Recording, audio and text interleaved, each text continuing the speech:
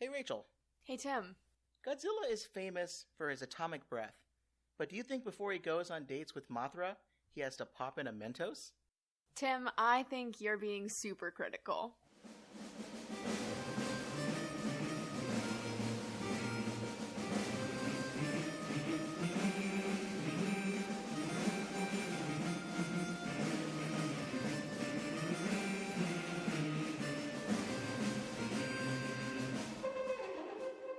Welcome to another episode of the Super Critical Podcast, where we delve into the fun and oftentimes nonsensical way pop culture portrays nuclear weapons. My name is Tim Westmyer, someone who studies nuclear weapons and works on nuclear security and nonproliferation for a living. I am joined on the podcast today with two special guests from the Center for Arms Control and Nonproliferation, a nonpartisan nonprofit dedicated to enhancing peace and security through expert analysis and thought-provoking research. Hope I got that right. First, we've got Rachel Emond, Scoville Fellow, focusing on the intersection between gender issues and nuclear policy. And we also have Geoff Wilson, returning guest. He is a policy analyst and host of his own excellent podcast called Nukes of Hazard. People will remember Geoff from the Starship Troopers and Chernobyl episodes of our podcast. Rachel and Geoff, welcome to the show. Hi, thank you. Thanks, Tim. Great. Well, I'm glad you're here because really this is going to be a team effort for this podcast today. Much like how humans think we can bend the will of Mother Nature, we have the hubris in this room to take on the massive Godzilla franchise, which now includes 35 movies, 32 that were made by Toho Studios in Japan, and 3 by Hollywood. One of the very first things I learned about Geoff before I even met him was that he was a huge Godzilla franchise fan. So let you know that's what your reputation is, Geoff. Thank you. I'm pumped for it. I'm going to own it. He even hosted a recent movie watching party at the Plowshares Fund, their office, where we watched the original 1954 Godzilla movie with some other nuclear nerds. So, Geoff, where did this love of the Godzilla series come from? Definitely as a child, and we're going to talk about it later, but Godzilla was this thing that was franchised to American television stations for daytime television. And so I remember on the weekends or when I was homesick, Godzilla was always on in those periods where I had nothing better to do with my time, supposedly. And it was the most fun. And as a young 7 through 13-year-old, be like, what the hell is going on? Look at this giant rubber monster. Why are these people not, why are they dubbed so sillily? It doesn't make any sense. There's so many weird, fun things. And then, who doesn't love giant monsters fighting each other? Mm-hmm. As a young boy, that was the best. My dad and I would sit and watch, crummy Godzilla movies for hours at a time. And it was just fun. Did you have the Godzilla bedsheets? Oh, totally, man. As we got older, now we work in nuclear policy. We find out, wow, there's this actually really interesting legacy of nuclear weapons that are tied to these movies that I loved so much as a child. So it's all culminated in this interesting sort of lifelong love for this crazy monster. Yeah, and the nuclear components are so rich to talk about. Rachel, you recently wrote a really excellent piece on Inkstick Media with your colleague Deverick Holmes, and I think the article is called "Will the Real Godzilla Stand Up?" Which I love that title a lot. Where did the idea for this article come from, and what did you do to research it and write it? Because it was about the nuclear history and components of Godzilla, including the most recent films. So actually, one of our colleagues at work, Alex, was the one who brought it up to Deverick and I. I guess the anniversary of Castle Bravo was coming up in March, and she was like, hey, Rachel and Deverick, did you know that Godzilla's origin story comes from the Castle Bravo incident? And we were both just like, what? No, we had no idea. She suggested we write a piece on it if we wanted to, and we ended up we started doing research and just got inundated with it. We were like, this is insane. We cannot believe that we didn't know this. We cannot believe that it's changed so much. And so our piece really ended up being this kind of critique of the fact that over the years, Godzilla has kind of, not necessarily stuck to the original Japanese message that it had in 1954, which was nukes are bad and we shouldn't have them. Mm-hmm. And so we watched 30 hours of Godzilla, I think. some of which at work. Oh, wow. Perfect. Yeah. You can build time for that. I love it. Yeah. So that was really fun. Of course, fun sometimes. Some of them are not great movies. But yeah, so we watched a ton of Godzilla movies, did a lot of research just on kind of Ishiro Honda, who is the original director of the first movie, and went from there. It was super fun. Well, this is going to be exciting, and I'm glad we have a great team here assembled because my Godzilla knowledge is fairly limited to the original movie, a couple of the fun ones like, Mechagodzilla and some of those, and the last couple. So I think the way we'll do this episode is, when we tackle the nuclear themes and the plot points of the 35 movies in this franchise, Rachel will kickstart the episode by summarizing the first two movies, the original 1954 movie and then the Americanization of the movie, which then came out in 1956. Geoff will kind of track the life of the franchise up to the 1998 Hollywood movie that everyone loves to hate on so much, but I don't think Geoff does. And I'll tackle the last movies, the Godzilla from 2014, a Hollywood movie directed by Gareth Edwards, and then Godzilla, King of the Monsters, which is the most recent one. I think it came out in June or July of this year, and we all saw it together in the theater. So I think that's a great way to kind of wrap all this up at the end. We'll spend most of our time talking about how the series talks about nuclear issues, how that changed over time, and why that matters. So let's get super critical.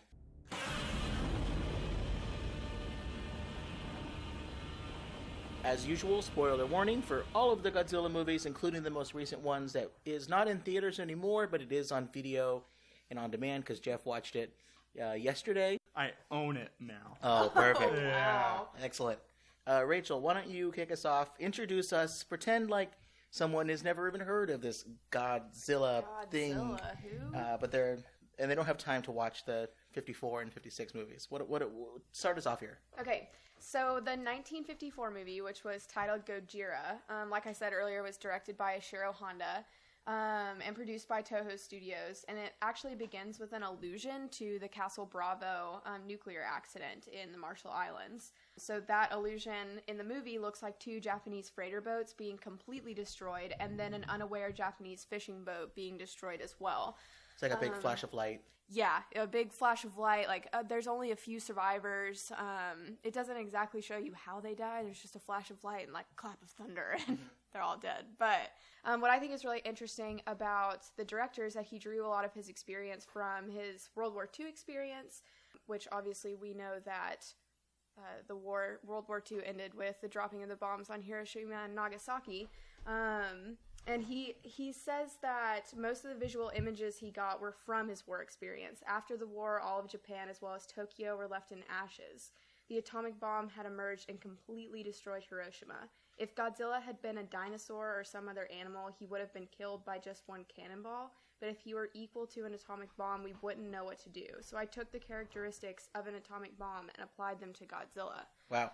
Yeah, that's pretty explicit. There's no subtlety there. Yeah, so he's been pretty clear. And for those of you who may not know, the Castle Bravo nuclear accident was the United States' fault.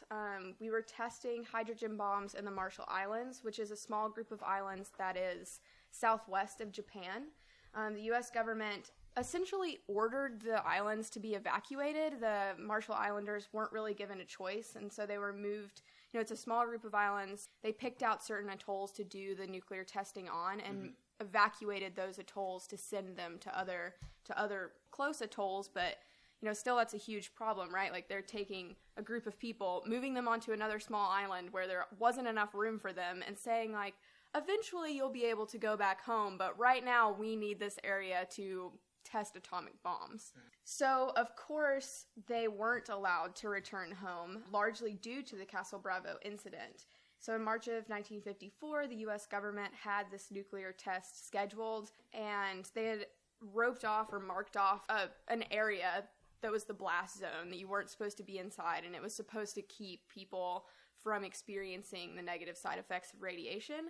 But then the explosion was twice the size that they actually intended it to be, and that obviously caused major issues because the radiation went outside the blast zone. There was nuclear debris or nuclear fallout that landed on nearby atolls where children were playing. The kids had never seen it before. They thought that it was snow, so they were playing in it.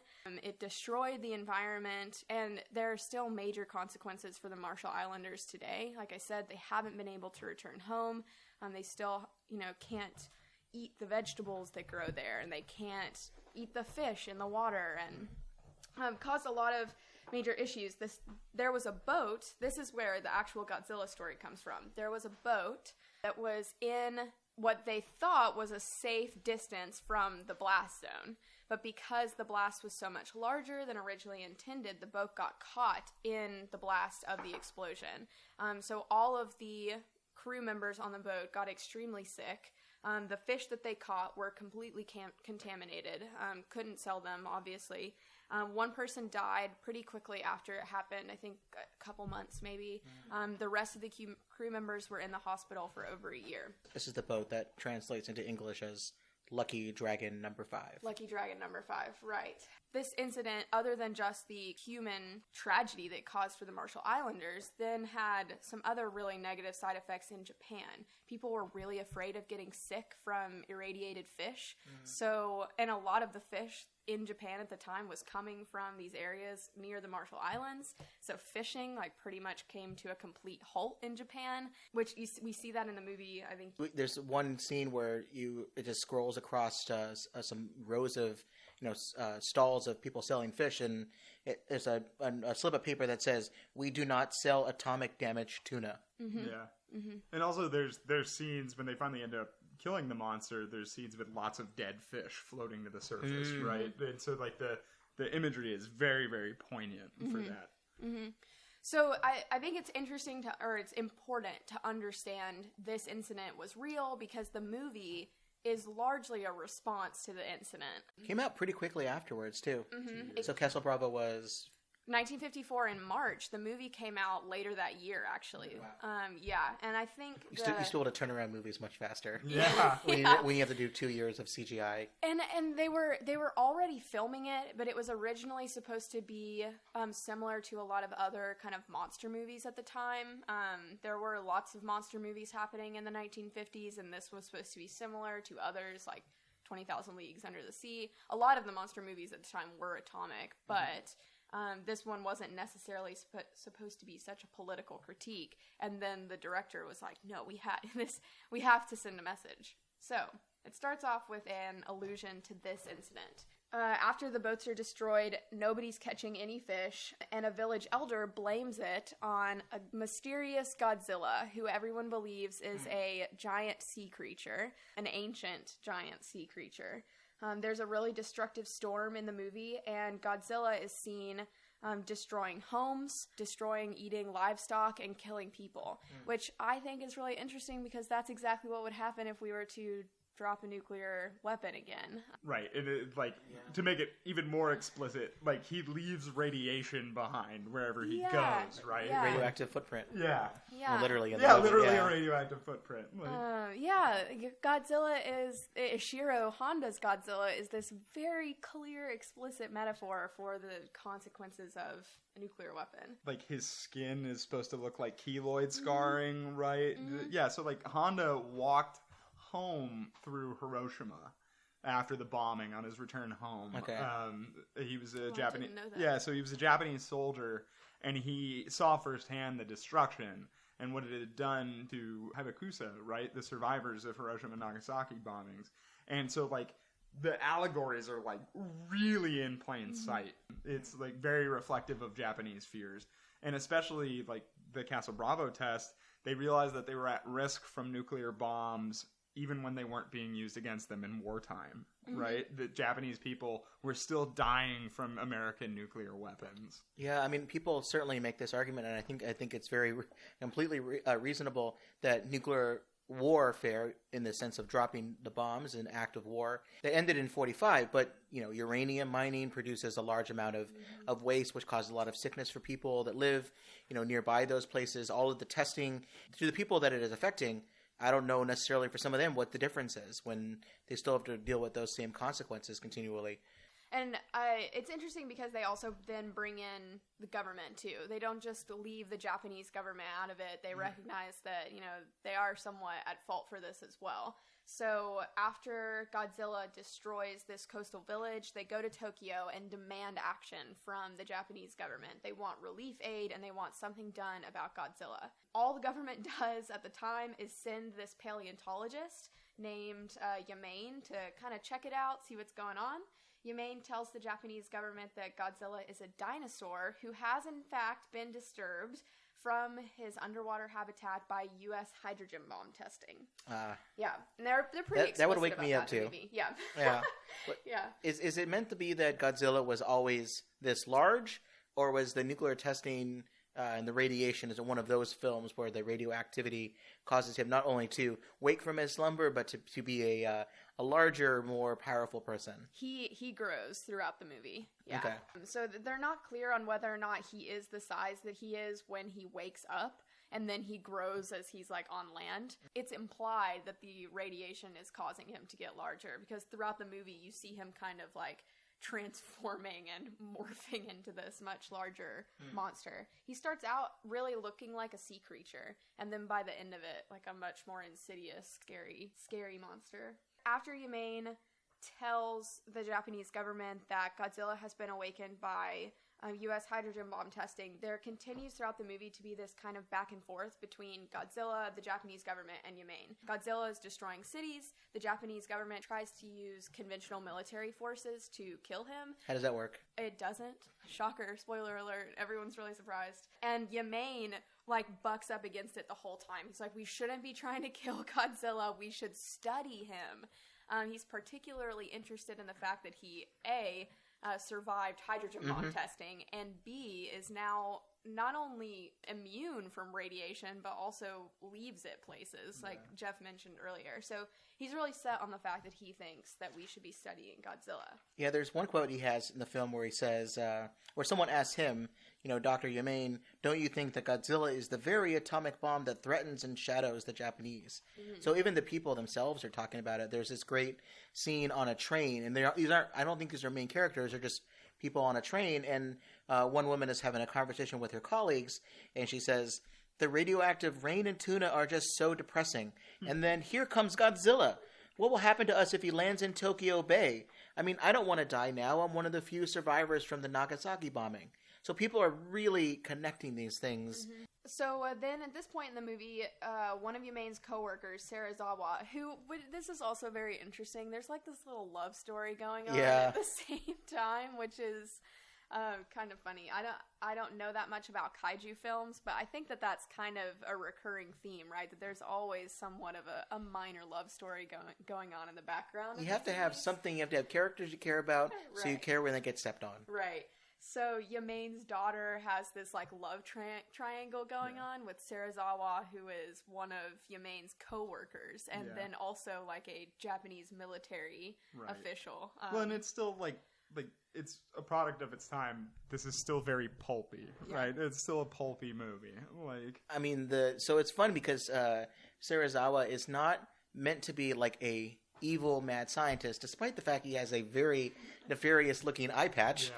He's not meant to be, he's not, Frankenstein. He's not trying to create a monster, although he feels ultimately, we'll talk about this in a second, the thing that he does create, he's not happy about, but he's not meant to be like, you're supposed to look at him and go, I don't know what's going on about this, but he's not evil in that sense. He's very tortured, right? He's the tortured scientist, but this is one of my favorite parts of the movie. He is creating a monster. It's just not the physical monster of the movie that you're presented with, right? But exactly. But he's good. He's got an eye for weapons of mass destruction, and he knows what he needs to do to defeat Godzilla. And what does he ultimately come up with? What's his idea? So he creates this weapon called the Oxygen Destroyer, and like you said, he's not happy about it at all.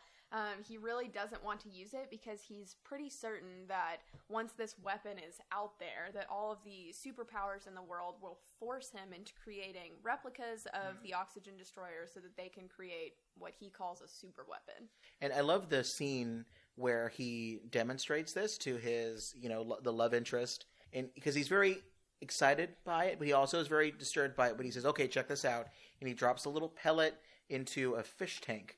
And we don't see what happens at first. You just see the reaction of the person who's watching it for the first time, and there's just a scream of horror. And the next shot, you see just skeletons of the fish floating around. And she, in the movie, I think what is kind of interesting, this is like very rom-com-y in a way. I guess maybe back then it wasn't funny, and now when we're watching it back, you know, it's over 50 years later, it's humorous just because of the way it's filmed. She went there at the time that he was going to show her this oxygen destroyer. She went intending to break up with him, and then she was so horrified by his creation that she just left. She forgot. She forgot to break up with him. She just had to get out. Which I think is... You know, I pulled that trick before. When you think someone's about to break up with you, you just show them something horrible. Like, oh, quickly, check out these skeletons I've got in this closet. And then they leave, and it's like a George Costanza thing. She didn't break up with me. I'm not answering the phone. You can't break up with me in person.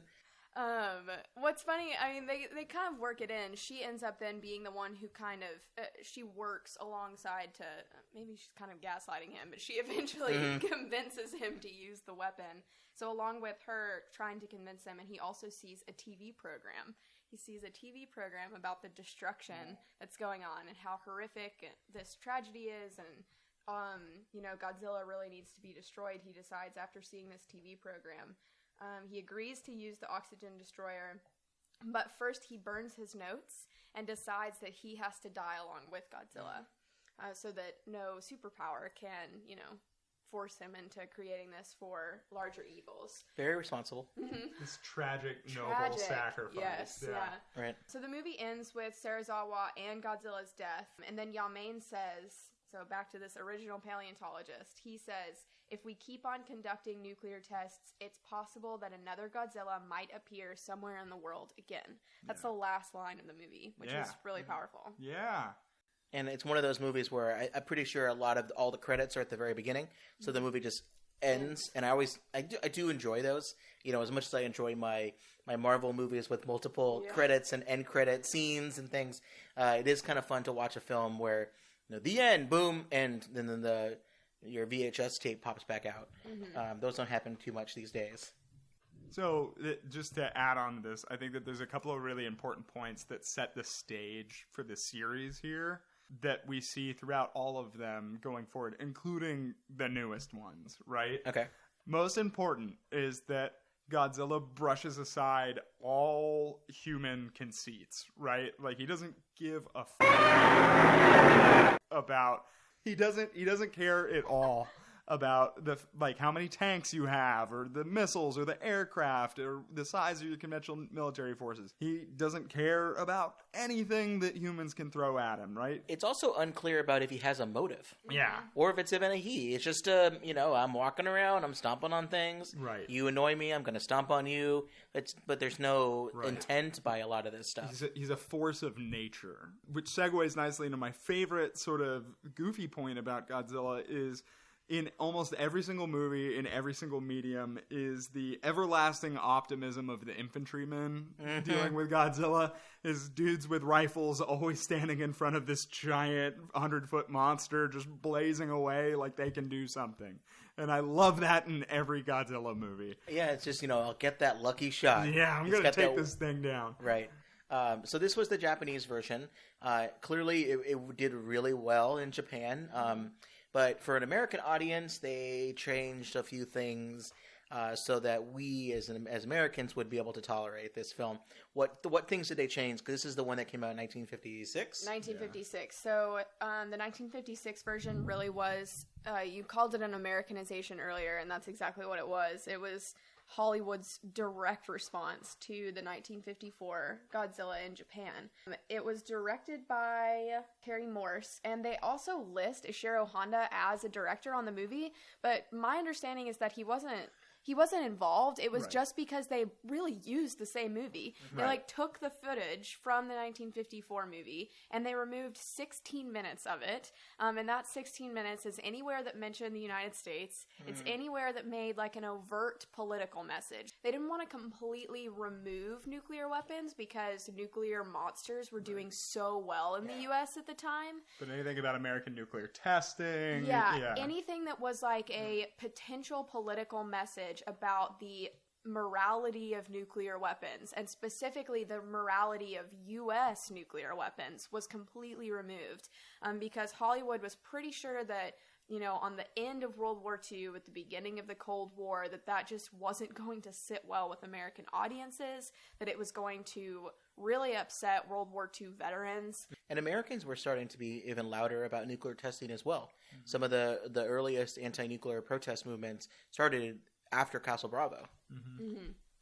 I mean, the plot line is really essentially the same. Right. It's the same movie. It's the same movie. It's the same movie. We get a new character, a new hero. We get a new character. And so what they do with that extra footage time is they insert this American journalist named Steve Martin, and they narrate this Japanese experience of Castle Bravo nuclear incident. The beginning is still the same, pretty much. I think it opens with Steve Martin, talking. The allusion to Castle Bravo is still there, except that later on in the movie, when Yamain discovers that Godzilla is a irradiated dinosaur, he blames it on general hydrogen bomb testing, not U.S. nuclear weapons testing. It was Tsar Bomba. Tsar Bomba did it. Yeah. So anyway, yeah, the rest of the movie is essentially the same, except that you have Steve Martin, this American journalist, kind of narrating the whole thing. And then the ending is the other really big moment. So instead of it ending with this really overt message from Yamain, Serizawa still dies along with Godzilla, along with the destruction of the instructions on how to make the oxygen destroyer. And then Steve Martin, the American, says, "The menace was gone, so was a great man, but the whole world could wake up and live again."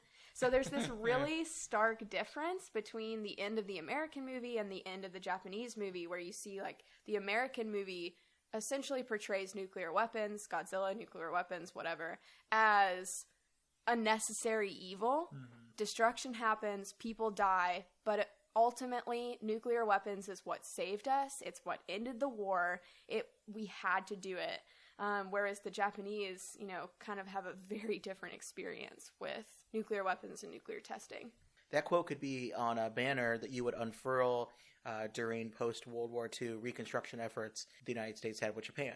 During the occupation period, it could see that being the theme, the message. Yeah, and I mean, like Rachel says, this difference is so stark. The American version takes out any sort of culpability. It's, like you said, it's narrated from the perspective of a white man, which is just so weird and cringeworthy.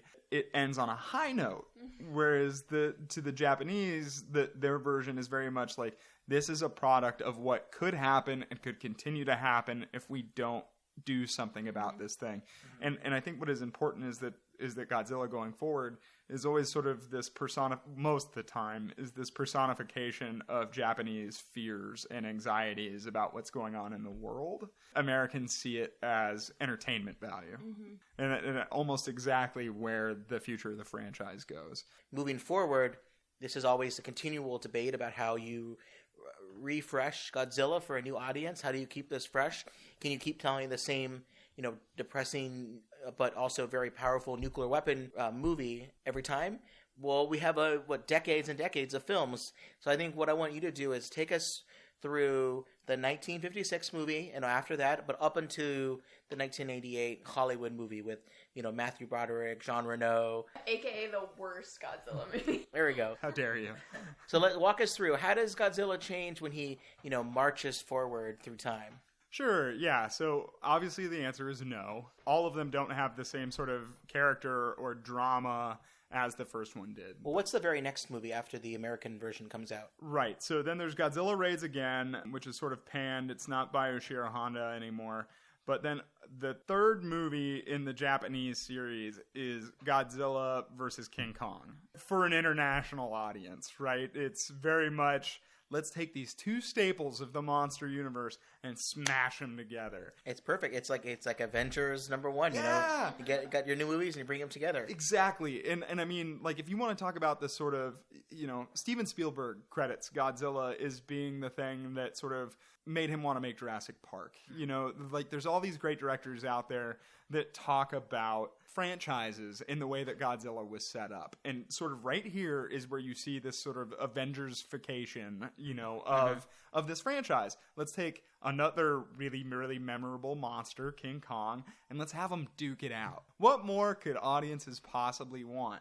Then you get Mothra versus Godzilla, Ghidorah versus Godzilla, Mechagodzilla versus Godzilla. They come up with this whole stable of monsters. And that's sort of what we know. And the interesting thing is, though, just to focus in on King Kong just for a second, is that I went and I looked at ticket sales for all of the Godzilla movies, all the way from the first one all the way up to the most recent one, Godzilla King of the Monsters. And the interesting thing is 1962 Godzilla vs. King Kong sold 12 million tickets, which is just a ton. I was talking to my wife about this morning, and she said when people say like, oh, you know, Miley Cyrus sold more records than anybody ever, than Elvis, right? Remember a couple of years ago people were talking about that?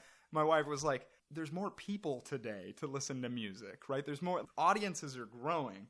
But I think it's important to remember that 2019's Godzilla King of the Monsters also sold 12 million tickets. You know, a little bit more. It was 12 million in the United States and Canada, and it was 400,000 in Japan, right? So the audience size is growing. But even in 1962, this movie set the bar for Godzilla movies all the way up until 1998's Godzilla, which, despite you guys saying is a terrible movie, still holds the record for most ticket sales out of any Godzilla movie. It was almost, just in the United States alone, was almost 30 million tickets sold. Roland Emmerich brings that up every single time he's at a cocktail party. Yeah. He's like, he'll start a conversation, you know, I sold 12 million tickets. Yeah. It was 30 million in the United States, 3 million in Japan, which is the best international ticket sale for a Godzilla movie. These movies, they start to change. They take on more characters. They take on increasingly convoluted plots. Well, right? so because Godzilla in the first two films is, if you were to characterize him on the D&D scale of chaotic versus evil and all of that stuff, he was chaotic evil. Chaotic evil. I mean, right? Because he's doing some stuff. Or at worst, he's like chaotic neutral. Yeah. So he's causing some problems. Right. We don't know what his motivations are. But what does he becomes once you start to introduce some of these other villains? So he starts off as an antagonist. He maintains himself as an antagonist for the first 6 movies. And then these increasingly convoluted plots start to show up. Okay, you know, the 3-headed monster, Ghidorah, right? Mothra, Rodan, Biollante, Hedorah, you know, all these crazy monsters. And eventually he starts to become more beneficent. I think what's interesting about this is you're right. Like he becomes less of an antagonist, but he's still irradiated, right? Yeah. Like he never loses his little bit of like, he's still a nuclear weapon, right? And so it almost becomes this like soft propaganda of like, Godzilla's bad. He's a monster who has the capacity to cause really terrible problems for people. But ultimately, he's saving us from even larger evils. Yeah. He becomes a friend of the children, and right. Go ahead. I mean, it's a great point. Like, they're still destroying cities, right? Like, they're still killing what we assume are hundreds of thousands of people. Although they never show it. They never show it. Yeah, lots of models getting destroyed. Lots of, it reminds me of, like, train set sort of models getting stepped on. Also, I think it's important to note that the eras of Godzilla films are broken up by Japanese emperors, is how they're the different eras. Okay. Yeah, so it's... Hirohito is the Showa era. It's interesting because these are the movies that Americans mostly know. These are those syndicated films, right, that are on during the daytime. This is why so many Americans that are around their 30s now know Godzilla. They remember seeing these horribly dubbed, silly things. You know, some interesting stuff does happen.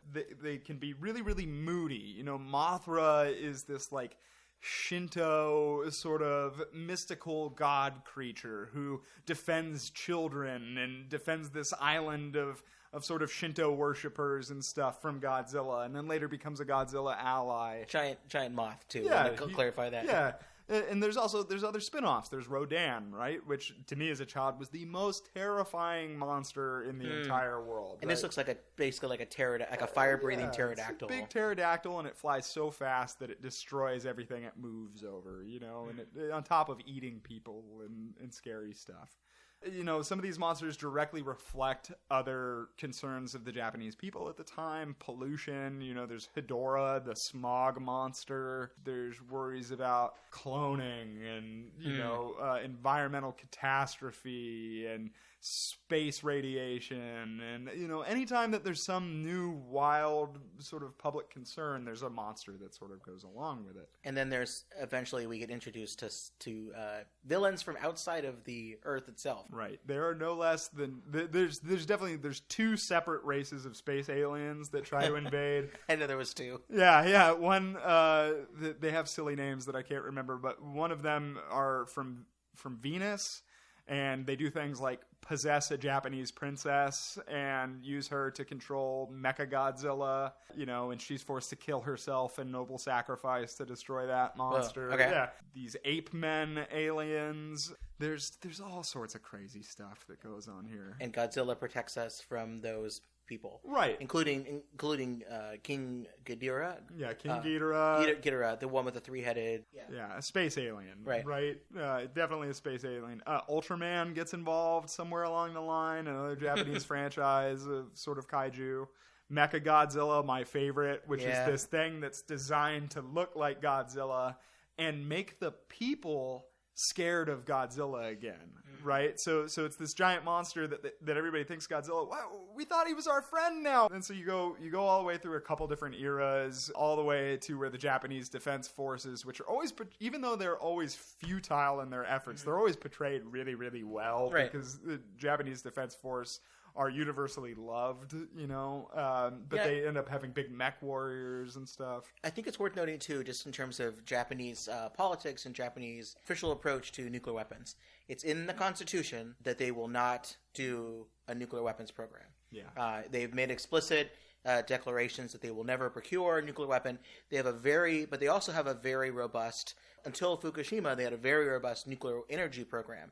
They reprocess their own plutonium. Right. They do all these things that a lot of other countries don't do with nuclear energy, but they also have a very explicit pledge not to turn that into a nuclear weapons program. It's not really easy to do that, but it is, Japan is at that point where if they really wanted to, I know a lot of studies have pointed to the fact it would take them 6 to 12 months to build an actual nuclear weapons program. They certainly have missiles, they have lots of things, they don't have ICBMs, but they have things that you could convert. They have lots of fighter jets they could convert into nuclear bombers, but they have made an explicit statement not to. So this is a lot of the backdrop that you now have. They do have the self-defense force, but it's limited, right, Geoff, by the number of missions that it can go about. That's not just defending Japan. They have to have explicit permission. They couldn't just start a war with someone else. Whole different setup about what operations they're allowed to do.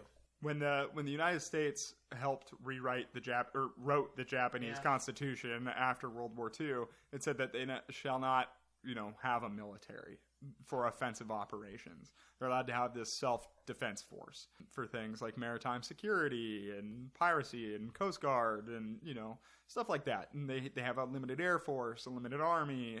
And interestingly enough, one of the things that is happening right now is sort of the rearming of Japan, right? With worries about Korea and China and huge buildup in the Chinese military. One of the biggest Chinese gripes towards the United States is that we've been allowing Japan to build up the self-defense force. Mm-hmm. And the question is that justified or not? The Japanese people are still very, very anti-militaristic.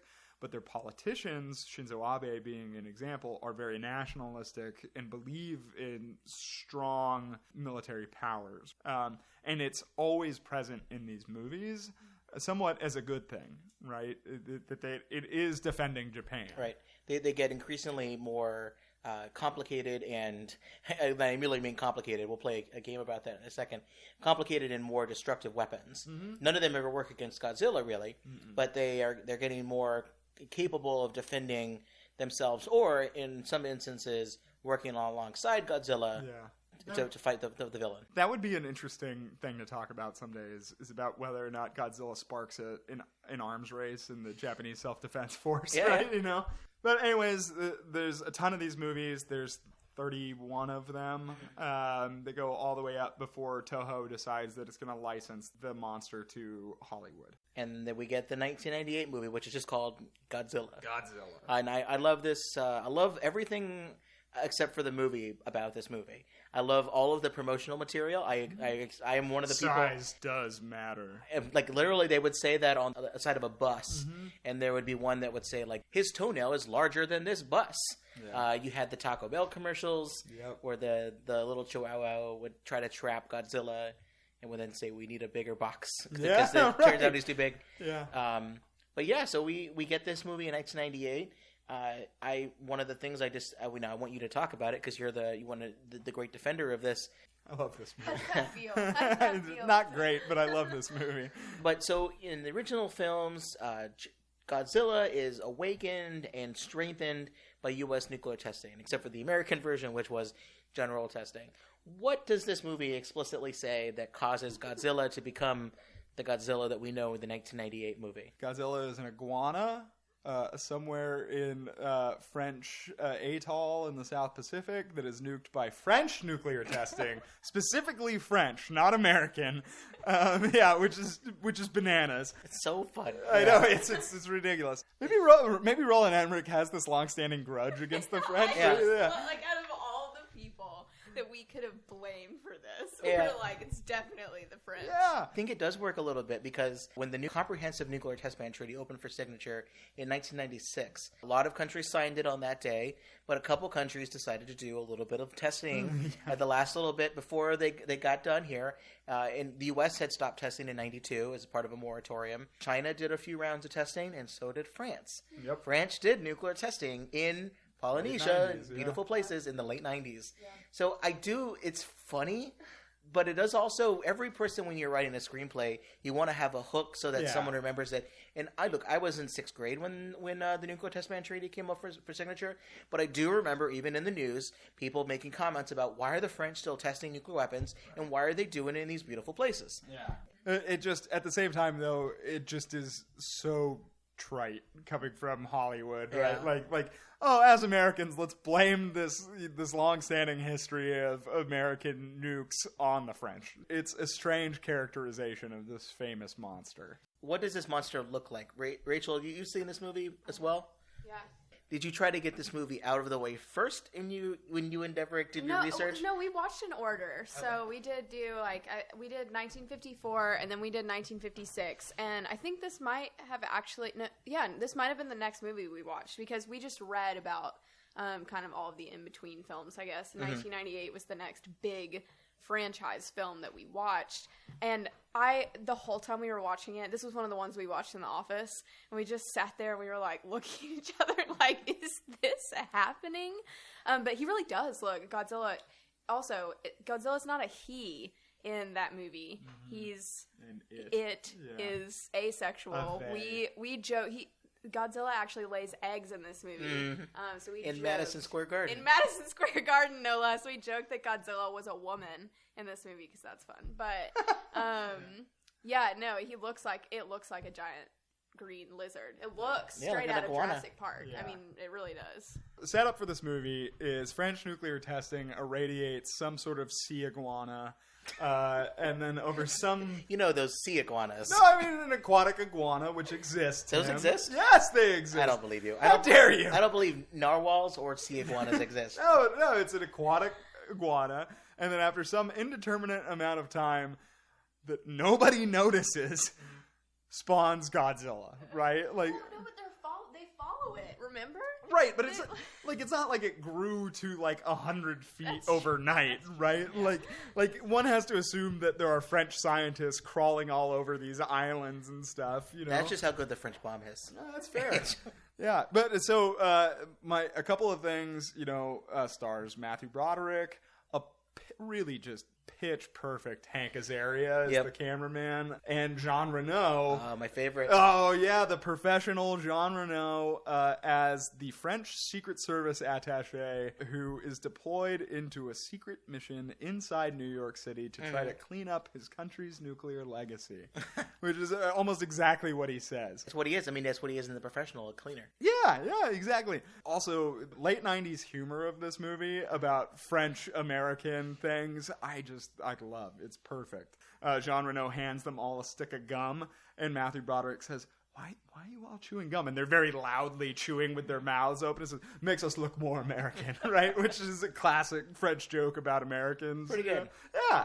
Pretty good. So what other new things are in this movie? Because it does follow, if you were to have your, I don't know, 7-year-old write a Godzilla movie, it pretty much follows that track. It's Godzilla shows up, he smashes some things, we follow him around, and then we destroy him with conventional weapons. Yep. But what are any other nuclear things that we should be knowing about this film?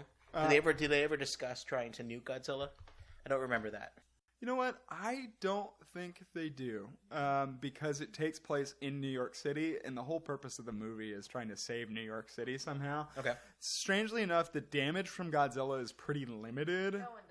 His size, I feel like, changes consistently throughout the movie. Yeah. All of a sudden, he can fit down, like, the Avenue of the Americas just fine, and then in the next, he's clawing his way through the Chrysler Building, you know? Like, I mean, he lays eggs in the in center of Madison Madison Square Square Garden, yeah. which has a dome. Yeah, which, like, somehow he doesn't breach the dome of, right? And I'm sorry. Like, I think this is a great early 90s film. Okay. It's raked in more money and sold more tickets than any Godzilla film. Yeah, but half of that was you. That's fair. I remember the merchandising. I had lots of Godzilla action figures from this movie. A couple of things that do happen, though, is that most importantly, this was supposed to be a trilogy. This was supposed to be the first in a trilogy. Roland Emmerich gave us other great movies like Independence Day, Which we've covered on this podcast because there's a lot of nuclear things in there. Yeah, this is peak disaster movie period in the United States, right? You got Volcano, Dante's Inferno, Independence Day. They're always looking for the next bigger and badder disaster movie. Despite the fact that this is one of the best-selling Godzilla movies of all time, it is so critically panned. Just in the press, right? This is before the blogosphere was a thing. This is before Twitter or Facebook.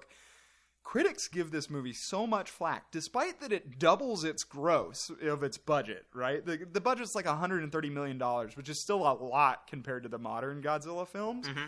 It takes in twice as much money. So, I mean, like, viable success. But it's so panned critically that they say, nah, I don't think so. Yeah. And it just becomes a daytime cartoon. Yeah. Toho, the original Godzilla people, actually revoke the Hollywood license to Sony Pictures. Critical reception. They didn't like that people didn't like Godzilla now. They actually redub the monster to Zilla. So it's not Godzilla, it becomes Zilla, which becomes like this other creature in the universe. In like Godzilla Final Wars, he shows up and stuff, and it's just something for the other monsters to kick around. I'm going to talk about Godzilla Final Wars later on. I love Godzilla Final Wars. Yeah, but I mean, so it has such a tainted legacy, and part of it is that I think that Roland Emmerich spends too much time with the babies and stuff. It's like running from but it's that same thing. It's the ever-loving optimism of the infantrymen. They're like, we need something that like Jean Reno's boys can fight. We can't just have this be a giant monster the whole time. We need something personal to get involved in. So you have this thing where it's just tons of velociraptors chasing Jean Reno around, basically. Yeah, I'm sure that was a combination of Jurassic Park. Yeah, it looks exactly like Jurassic Park in the movie. You're like, wait, is that what I ended up watching? Some great here? practical effects in there, though, guys. But it just makes you want to watch Jurassic Park. Yeah, it does. And I was disappointed by the ending. It was a little bit anticlimactic. It's a cliffhanger. They're setting it up for. Well, so how do they destroy? They destroy Godzilla. Well, it's the destruction of Godzilla that I think is anticlimactic. Yeah. Godzilla ends up on the Brooklyn Bridge, which doesn't collapse under the weight of Godzilla, and then is destroyed by F-18 fighter jets. Yeah, and AMRAAM missiles. And no people talk. I was just like, what? What do you? This is like we're talking about. It's supposed to be like this destruction film, right? But there's no destruction at all. Also, it doesn't. It kind of has like little arms, right? Little T-Rex arms. He looks like T-Rex. So, do you remember Godzilla in the Rugrats? Do you remember when the Rugrats included? That's what this Godzilla looks like, except like real life. Reptar. Are you referring to Reptar? Reptar. There we go. Reptar. Reptar. Godzilla looks like if Reptar was not a cartoon. Oh, funny. Well, so this was, like you said, they revoked the license, or not allowed, said you can't play with our toys anymore. And it wasn't until 2014 did Hollywood get to have another attempt at this. Yep. So this is what I'll take over, because I've seen the last main one. So the Godzilla 2014, when 2014 came out, it did pretty well in the theater. It was considered to be a good assessment of like the film. Critics didn't love it, but they thought it was like, yeah, all right, we're back on track. And then in addition to the final one that came out earlier this year in 2019. So I'll do my best here to run through the plot, what matters, because these last three are nuke central. Like, they're filled with nuclear weapon content, nuclear energy content. Right. So I think it's really worth getting into. And if I hadn't said it already, that all the movies coming up to this point, where we sort of go back to the nuke basics, they really get off of that message, right? They become about other things that Japan and that the world is more concerned about. Pollution, like whether or not we've become less spiritual as a society, all sorts of stuff. They deal with lots of different things. Or if you manage to continue connecting the nuke message to Godzilla, they, make it not that scary. Yeah. They make it's nukes, manageable. right. They make nukes manageable, or they make them the answer to the problem, to the, greater Russian evil. Which is a great point, like you already brought up, Tim, that Japan starts managing the atom. Nuclear power becomes a very important industry for them. And so they sort of lean away from that as an existential threat to the Japanese islands. And he always still has the same basic characteristics. He's slightly radioactive. Atomic breath. Largely indestructible. Those kinds of things. And that definitely carries through to the 2014 movie, which was directed by Gareth Edwards. He actually does have a bit of a nuclear history to himself. He was a digital effects artist on a movie about Hiroshima, and he also was very famous for Rogue One, one of the new Star Wars films, which I argued on a podcast and in an article for the Bulletin of Atomic Scientists, deploys nuclear imagery pretty explicitly in that movie. Hell yeah. So this American reboot tells us about why Godzilla is actually just one of many ancient creatures called Titans who feed off of radiation. And they thrived back in the day when the planet was new and radiation was everywhere. Don't really know what that means. Maybe cosmic radiation, because our atmosphere wasn't really clear yet. I don't think they mean they were just uranium deposits as far as the eyes can see. It probably was some sort of cosmic radiation type thing. And then when that went away, they went to sleep. So the U.S. government had always known about Godzilla, and it started to pop back up in the early 1950s, 1940s. After Hiroshima and Nagasaki, right? Yeah. And it turns out that the 1954 nuclear test, the Castle series test, the Bravo shot, Castle Bravo, was not a nuclear test by itself. It was an attempt to kill Godzilla. That thing that created Godzilla in the first place, the source of profound sadness for thousands of people in Japan and the Marshall Islands, significant propagation for the development of the Cold War arms race. Nope, it was just a very benevolent attempt to destroy Godzilla. Right, and they use Ken Watanabe to parrot this. All those nuclear bomb tests in the 50s. Not tests. They were trying to kill it. An ancient alpha predator. Millions of years older than mankind. From an age when the Earth was 10 times more radioactive than it is today. This animal, and others like it, consumed this radiation as a food source.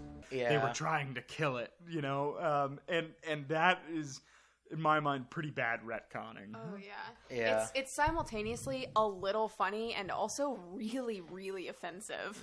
Yeah.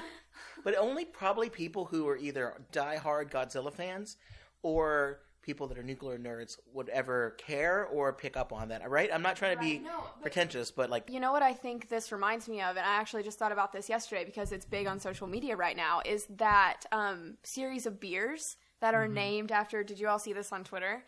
So there's a series of beer that have come out, beer cans that are like nuclear themes. There's a brewery somewhere, I'm not sure where it is, that is creating they're everywhere. atomic themed beers. Is this the Manhattan one, Patrick one in Texas? They're all named after things related to Castle Bravo specifically, though. Like the names of the beers are Necessary Evil and Bikini Atoll.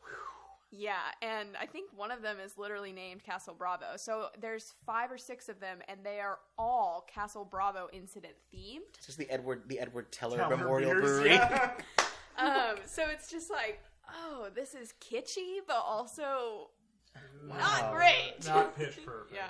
Yeah, well, so this movie in 2014, it basically says that the Titans were napping peacefully, but when humanity intervened with nuclear weapons and also, importantly, nuclear energy, nuclear reactors, nuclear power systems, they woke them up with a dinner bell, because that's right, they like to eat radiation. So we see uranium mining operation in the Philippines. It disrupts and wakes up 2 what they call MUTOs. Are those from that term from other Godzilla movies, or just what they created for this one? I think they created it for this, and it technically is massive, unidentified terrestrial organism. Yep, and they wake up and they go to what they say attacks the closest nuclear power plant in Japan, even though there were closer reactors in Taiwan and China, but don't worry about that. And they go to a place where we get Bryan Cranston, the actor. He plays a plant safety officer, and his family is living there. Unfortunately, Cranston's wife is killed in the attack. He grows very distant from his son, whose name is Ford, but he becomes really paranoid because he thinks there's some sort of monster thing out there. We cut to 10 years later. Ford himself, the child, has grown up to be an EOD technician. He had an explosive ordnance disposal guy. These people who are trained in rendering safe explosives, including nuclear weapons potentially, but also chemical, biological, conventional explosives.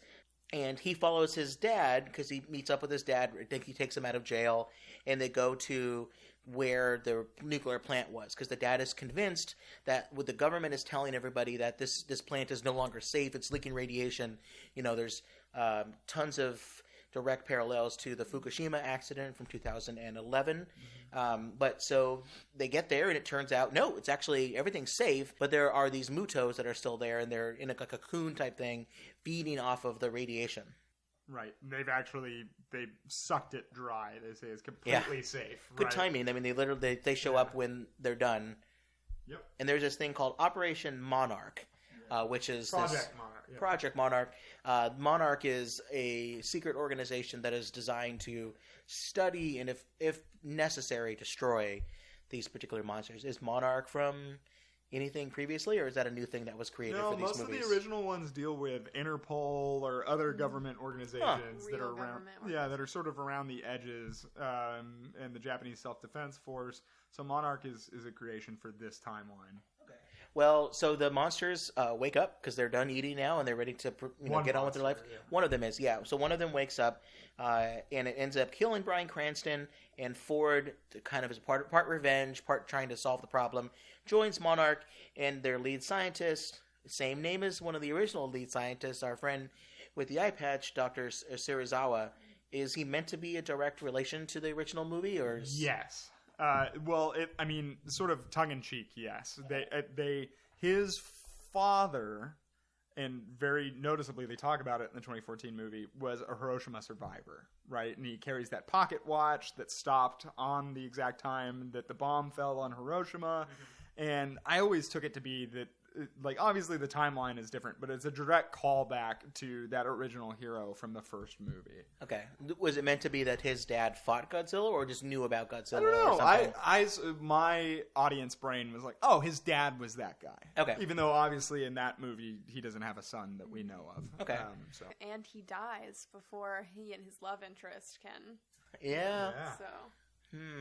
Maybe there's something else going on that's a little too risque for that original Japanese audience. So these new MUTOs, they're running around. We kind of get glimpses of them. It's apparently radar can't detect them.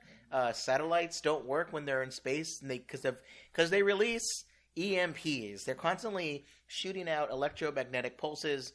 They start eating Russian submarines to get at the sweet, juicy submarine warheads. Fuel rods. Yeah, trying to get to the fuel rods. But also, we see at one point in the movie, it has a actual SLBM, a submarine launched ballistic missile, and it's chewing the top of it. And I thought it was funny because it looked like he was trying to get to the center of a Tootsie Roll Pop. And I made a joke on Twitter. It's like, how many licks does it take to get to the center of an SLBM? 1, 2, EMP. Yeah. Because then EMPs keep going off. We don't know what to do. We find the other MUTO, has actually been stored in Yucca Mountain. Yeah. Where we store our nuclear waste. But we don't because it doesn't exist. Right. But yeah, it's not actually storing anything. Well, it's not storing high-level radioactive waste, but whatever, it eats something. But it's never been completed, right? The project was sort of left off Congress. Well, it's no reason to complete it now because the Muto has eaten all of the radioactive waste, so it's all good now. And then it destroys Las Vegas. Exactly. It's reprocessed the nuclear waste into destruction, and it's starting to attack Las Vegas. And all right, so the military comes up with this plan. They're going to use a nuclear warhead both as bait to draw in the Mutos, but also to kill them with the, quote, the sheer force of the blast of a megaton yield nuclear weapon. One of the military people says that it will make the Castle Bravo test look like a firecracker. Right. This is my favorite line in the movie. It says, we're talking megatons, not kilotons. It's dial yield. Well, Rachel, what was the megaton size of the Castle Bravo nuclear test? It was 15 megatons. Which was the largest ever nuclear test the United States has ever conducted. Right. And the largest warhead that's on an ICBM is like 455 kilotons. Kilotons. Yeah. We had some megaton bombs, but they'd all been retired. They were bombs that you would drop from an airplane. They were never on missiles because of how accurate our missiles are. If you can hit the thing very accurately, you do not need a very large warhead yield. If you can't, you have to create, like it is, and close is good in horseshoes and hand grenades and megaton nuclear bombs. So I thought that was very odd. So the movie basically has a Minuteman III missile, and which again we talked about, never had megaton bombs, closer to 500. But yeah, so that's what they end up deciding to use, and they put that on a train, and they try to get it to, I think, San Francisco. Yeah. It's very obvious to me, I don't want to, dunk on these screenwriters here. Somebody sat down and had a conversation with a nukes person, but I feel like they were only sort of half listening. They were like, no, that's a good idea. We could use an ICBM for this. Or and somebody clearly brought up, well, we're in this conversation right now on the Pentagon about dial-yield weapons. And we're like, oh, they're military jargon, dial-yield, megatons, not kilotons. But it's it's just not accurate. But it sounds great. It sounds good in the context of the movie, but it's definitely not accurate to what we know and talk about today. It's a little bit all over the place. So Dr. Serizawa, he actually has a different opinion about this. Despite whatever yield the bombs will be, he thinks that Godzilla is not something that's going to end the world or anything. It's actually part of the natural order. It's trying to restore balance. And also at this point, Godzilla has not shown himself. There's this guess, because they're still worried about the Muto. Dr. Serizawa just has, it's almost like halfway through the movie, Dr. Serizawa just has this opinion, Godzilla, that was a thing back in the 50s. We haven't heard of him for a while. I bet he'll show up and try to fight the Mutos. And sure enough, he does. We see him starting to swim through the ocean. And he shows up in Hawaii, right? Yeah. The monsters, the Mutos go after this Russian submarine that's off of Hawaii for some reason. Then there's that great scene where they think it's a tsunami coming, and it's actually Godzilla coming ashore, and he causes a tsunami, sort of. Another connection to Fukushima, which was the reason why that accident occurred. The earthquake plus the tsunami. But Godzilla shows up and he fights the first Muto before we know that there's a second one. Mm-hmm. And it's an awesome moment fighting at the airport. He steps on a bunch of jumbo jets as people are watching. And I love this scene from a movie standpoint because they see the Muto attacking this train with Ford and this Japanese kid on it. And everybody's screaming and screaming, and then all of a sudden everything goes silent, and Godzilla walks into the frame, and then has that giant roar. And I was sitting in the theater with my dad, and we looked at each other like, "This is metal!"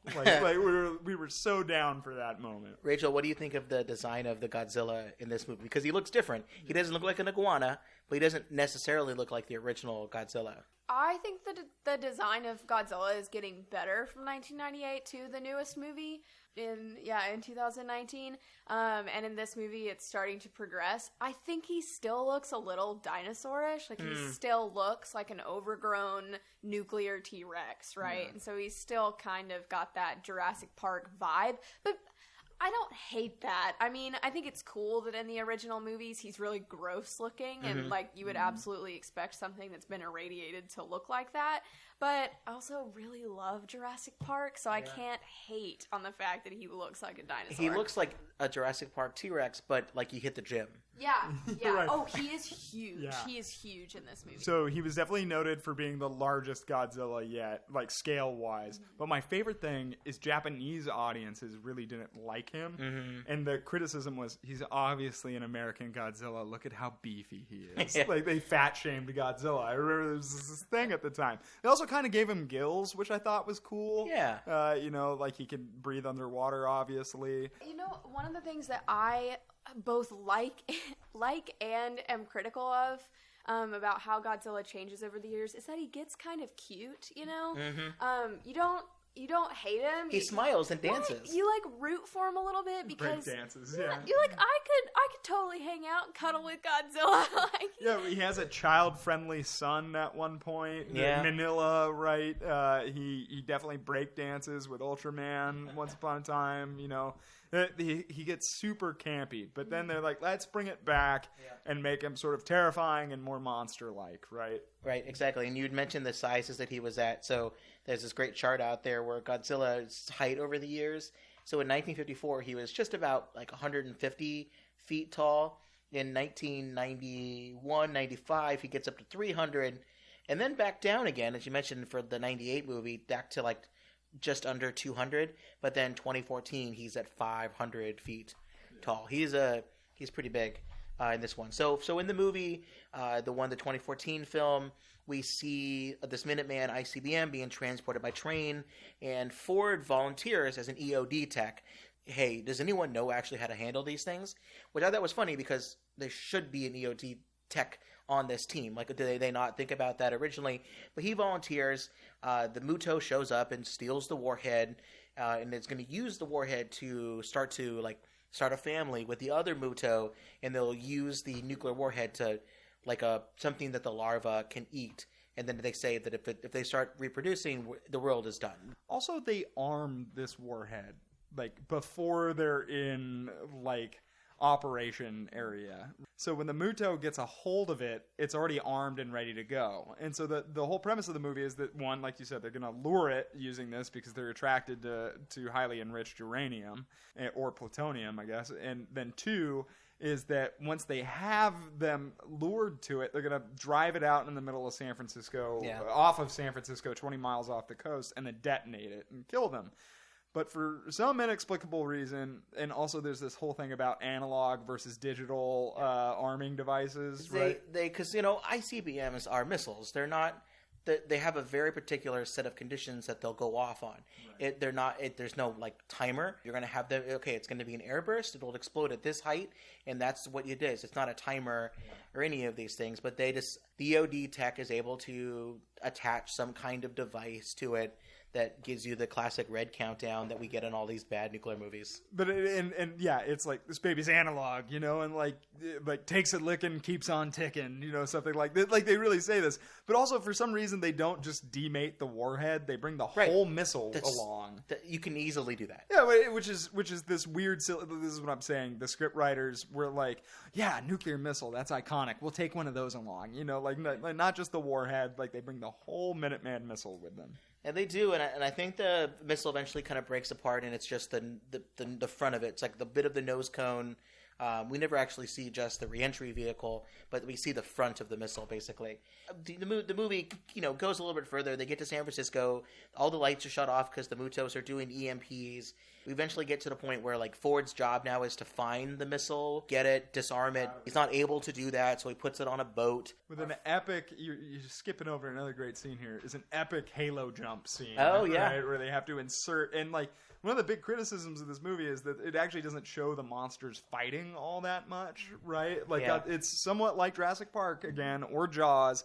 It takes that very Steven Spielberg approach where don't show the monster. And they don't show the monster that much. Like, Godzilla is barely in this film. Like 6, 7, 8 minutes pretty much total. Yeah, but there are this really cool scene where they have to halo jump in to get to the missile, and you can sort of, in this cloud, you can see them fighting as they're dropping down through it, right? Yeah, Godzilla, they have a terrific fight, which is kind of a combination of mixed martial arts because of the types of things that Godzilla can do nowadays. He kind of like grapples with the Mutos a bit, and then so a combination of that plus his atomic breath, he's able to kill both of the Mutos.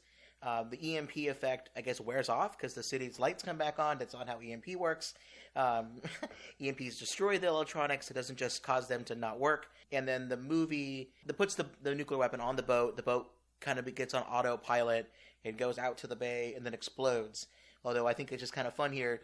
This megaton yield bomb, which they say makes it 20 miles offshore in 5 minutes. Yeah. And that the only boat that I know that does that is the speedboat from Thunder in Paradise with Hulk Hogan. So that's that movie. Ford is reunited with his wife and his child. Also a child in this movie. It's not really that necessarily important.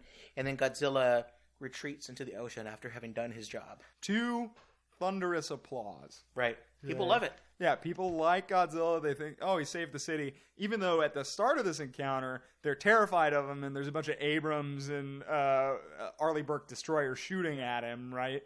So he goes from being antagonist to defender in the span of like 30 minutes.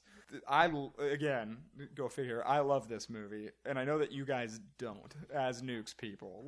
Yeah, it's not, I don't love it. It didn't do a lot for me, but it's got a lot to talk about. Yeah, I think the reason that I didn't like it, other than the fact that they tease you with Bryan Cranston and then he dies pretty early on in the movie, which why would they do that? Throughout the movie, you have the military officials decide that nuclear weapons is going to be their response to Godzilla. And you have scientists telling them, you shouldn't do that. That's a bad idea. You're going to cause problems that you're not thinking of. And they don't realize that the scientists were right all along until they mess up and lose the nuclear weapon. And then they're like, oh God, they were right. Yeah, the nuclear warhead goes from being a savior to the villain to then being a baby shower gift, for the monsters, and then to go back to being a baby that needs to be protected, to get it out to sea and everything. It really does kind of go back and forth. It's so interesting. And then the destruction at the end, ultimately the nuclear weapon does deploy, and there's really not that much that happens. Yeah. 20 miles off the coast of San Francisco, and magically San Francisco is totally fine. Prevailing winds. Suffers no consequences. There's the fish are fine, the environment's fine. Maybe I always like to think that at the end of that movie, you really didn't need an EOD technician because he didn't do anything. You really needed Quint from Jaws. Yes. Which is another, I would argue, nuclear movie. We did an episode on that because of the story that they tell about the USS Indianapolis and the bomb, bringing the Hiroshima bomb. That is super interesting. So if you like Jaws and want to talk about nuke stuff, we did an episode on that as well on the podcast. I just want to take a moment to defend this movie from a nuke standpoint. Okay, critical reception aside, I think this is actually a pretty good nuke movie, despite the fact, as I've already said, it has lots of nuke problems and inaccuracy. The reason being is that even when used for good intentions, the nuke is the bad guy of this film. They're less worried about the Mutos and Godzilla at the end than they are about this megaton bomb that's going to blow up all of San Francisco. And so the entire military operation goes from trying to stop Godzilla and the Mutos to trying to stop the bomb that they've triggered. And I love that message. Once these things are out there, even if they're used to try to protect us, once they exist, you can no longer trust in their benevolence. It's really a deceptively tricky, they trick people into what I want a Godzilla movie, and you get there and you get in a nuke movie. Yeah. And in a weird way you didn't necessarily expect. Right. And the thing that I loved about this movie is that the threat is nukes at the end. Yes, Godzilla and the monsters are tearing the city apart, but it's the nuclear bomb that our hero, our protagonist, Ford is trying to stop from going off. And even this guy, we don't get much backstory on, but even this highly qualified EOD guy can't do anything to stop it, right? They have to just get it out of the city. Where it doesn't do a good job is, I'm always curious by this. So the Muto is hungry enough to follow one single Minuteman ICBM warhead, but from Las Vegas to San Francisco, but he's not hungry, or she's not hungry enough to just go a little bit north towards where all of our ICBM fields are at, because there's a whole tasty spread of things that they could be digging around up there. It's like, it's just a, yes, a plutonium, uranium, thermonuclear bomb has a lot of radiation, but not kind of when it's just sitting there. When it's set in a configuration where it's not in a supercritical. Hey, that's the name of the podcast. Like it's not in a supercritical configuration, so it's not giving off as much radiation as it does when it's detonated, or when it's in a supercritical configuration where you have a lot more fission actually happening. Right.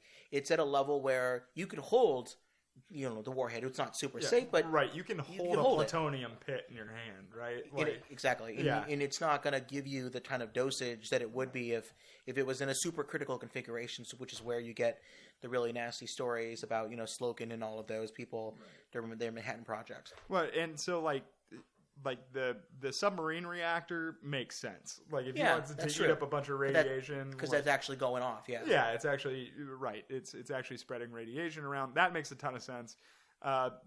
This is just another sort of screenplay writer thing. It's like, oh well, they're both made of uranium, right? Like there is this scientific nuance to how radiation reacts, what it actually means. What type of radiation is it? What's happening? So this is Godzilla, King of the Monsters from 2019. It is a direct sequel to the 2014 film. And steals the title from the original 1956 Americanization of Gojira. Oh, it's the same title? Okay. Yeah, Godzilla, King of the Monsters. Well, which is funny because there's no other monsters in that movie except, I guess, maybe the Americans, depending on the perspective you got there. So this movie picks up 5 years later after the 2014 film.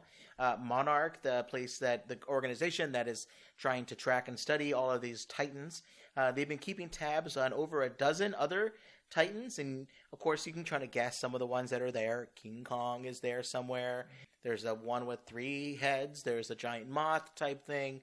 People that we're probably going to see later in the film, but they're Godzilla monsters from previous Godzilla things. A couple new ones like the Muto's there. I don't think Zilla is there.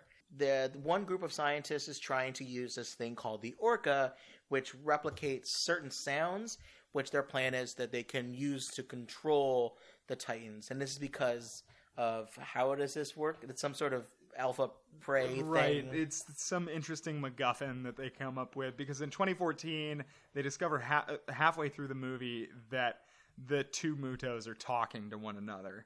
That these things that they thought was actually seismic activity are actually bioacoustics. And then and then in this movie it jumps to all of these things emit some sort of bioacoustic signature, and they're all talking to each other across the globe apparently. And, certain bioacoustics can actually wake them up from their dormant states. Mm-hmm. Something like that. And the family that we are introduced to in the movie, it's a father, a mother, and a daughter. And there was originally a son, but the son died in the 2014 movie's attack in San Francisco. Which is something that I really like. Because, yeah, that was nice. Yeah, because not nice, but it was nice of the movie. Right, the opening scene of the movie is Coach from Friday Night Lights screaming, Andrew! They're looking for their son. You can see Godzilla and one of the Mutos fighting in the background. And it is terrifying, and it is powerful. And even though all the citizens of San Francisco clap for this monster at the end... Yeah. It has clearly led to the deaths of tons of family members and civilians, and San Francisco is trashed from this, right? Yeah, absolutely, and it really destroys the family. The father is kind of off by himself doing, some other research with wolves and taking photos of wolves. He says he becomes an alcoholic. Yeah. And the mother... and the daughter is 11 from Stranger Things. Millie Bobby Brown. Yep.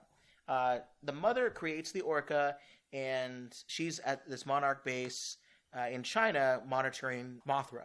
And, of course, at that point we have to introduce some conflict, and it is Tywin Lannister from Game of Thrones. Eco-terrorist Tywin Lannister. Right. So Charles Dance, the actor, comes in, and it turns out he's actually been working with the mother because they have this plan of unleashing the Titans so that they can replenish the Earth, basically destroy humanity, which is going to destroy itself. It's a lot similar to a number of nuclear weapon movies that we covered on this podcast. A lot of them happen to be Mission Impossible movies. The most recent Mission Impossible movie, Fallout, plus Ghost Protocol, have scientists that want to destroy the world with nuclear weapons to then replenish itself so it will not destroy its... Thanos, right? Yeah, essentially a Thanos. Yeah. It's the Thanos plot, right? Like humans are a virus, or overpopulation is the biggest problem, and we need to cut down on these things, and these Titans will restore order. But I love all the news footage that's cut in, and it's like mass beaching of whales caused by hunting for Godzilla, like sonar, and then it's greenhouse gases and climate change and refugee crisis. Yeah. It all works really well because Thanos is from the planet Titan. Oh, look at that. Look at this. The big problem, however, is that they decide to unleash this super monster who turns out is not actually a Titan. It's King Ghidorah, and he's from space. He's an alien. He's not part of the natural order of Earth. He's there to disrupt it. Right. I love how just quickly they gloss over the fact that he's an alien, too. They're like, oh, in this world where Titans are real. Oh, well, alien life. Sure, yeah, let's go with that, yeah. And they call him Monster Zero. He can shoot lightning bolts out of his mouth. He can regenerate wounds, and he causes tropical storms. And he is now the Alpha. So he is calling all of the other Titans to destroy other cities. Fortunately, the U.S. military and Monarch, the dad joins forces with Monarch, and we see the military deploying dozens and dozens and dozens of really advanced V-22 Ospreys. Yeah. These helicopters / airplanes. They track down the eco-terrorists. They try to stop him, and they do try to also use the oxygen destroyer. It comes back, but it's completely ineffective against Monster Zero, but it does incredibly damage Godzilla. So this is the point of the movie where Godzilla is... They know where he is, so we get Dr. Shirazawa back, Ken Watanabe. He's back. They go in a submarine. They track down Godzilla to his underground, radioactive lair. And it turns out that people may have heard about this crazy theory called Hollow Earth, which is that the Earth is actually hollow and that the UFOs travel in and out of the Hollow Earth. It's essentially like a flat Earth type conspiracy. This movie says, no, that's actually real, and that's where Godzilla's home was, and he's living in this super radioactive home near the center of the Earth. Right. They bring this up for those of you following along with Universal's new Monsterverse.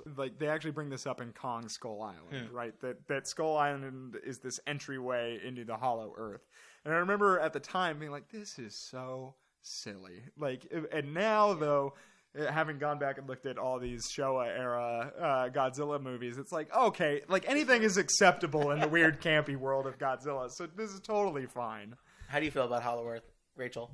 I mean, I definitely worked for the movie, honestly. Yeah. I thought it was one of the just more interesting aspects of it. I wasn't expecting it at all because up to this point it hasn't really been... obviously part of the franchise. Had you seen Kong Skull Island? No, I have not. That's one that I wanted to cover because they actually do reference a couple times that we tried to nuke that island a number of times for testing, but no, it was actually to destroy Godzilla. So they use that. That's where that trope came from in the movie. Right. The other thing that I think is interesting is that they take a submarine, some unknown class of submarine, down, and they get sucked into a vortex, and then somehow are 600 miles from where they started. And I was sitting there the whole time does pressure not work in this world anymore? Yeah. How is this submarine still here? But they go to this ancient Minoan civilization that I guess is Atlantis or something. Sure. Yeah. Sure. Yeah. And it's underwater somehow. And Godzilla, that's where his home is. He chills out there. And he's licking his wounds. Yeah. And it's horrendously radioactive down there somehow. And they can't even get drones to fly there because the radioactivity destroys them so quickly. Like how the roof of the Chernobyl plant destroys Joker. Yeah. The bulldozer drone that gets destroyed. So they decide, all right, well, someone's going to have to volunteer to jumpstart Godzilla with radioactivity. So they have a nuclear bomb, which I guess is just on the submarine. It must have been a nuclear, a boomer. They say when they're in the fleet. Coach, I don't know what his name is, but I'm going to call him Coach from now on, says, how many nukes do you have? Oh, yeah. Right? And then they take a warhead off of something. So at least they're not taking a whole missile this time, but they take some weird random chrome warhead and they hold it, and it looks like the original fissile material that you see that picture for the one that was used during either the Trinity test or on the Hiroshima bomb. Right. It actually does look like the little lunch pail handle. Yeah.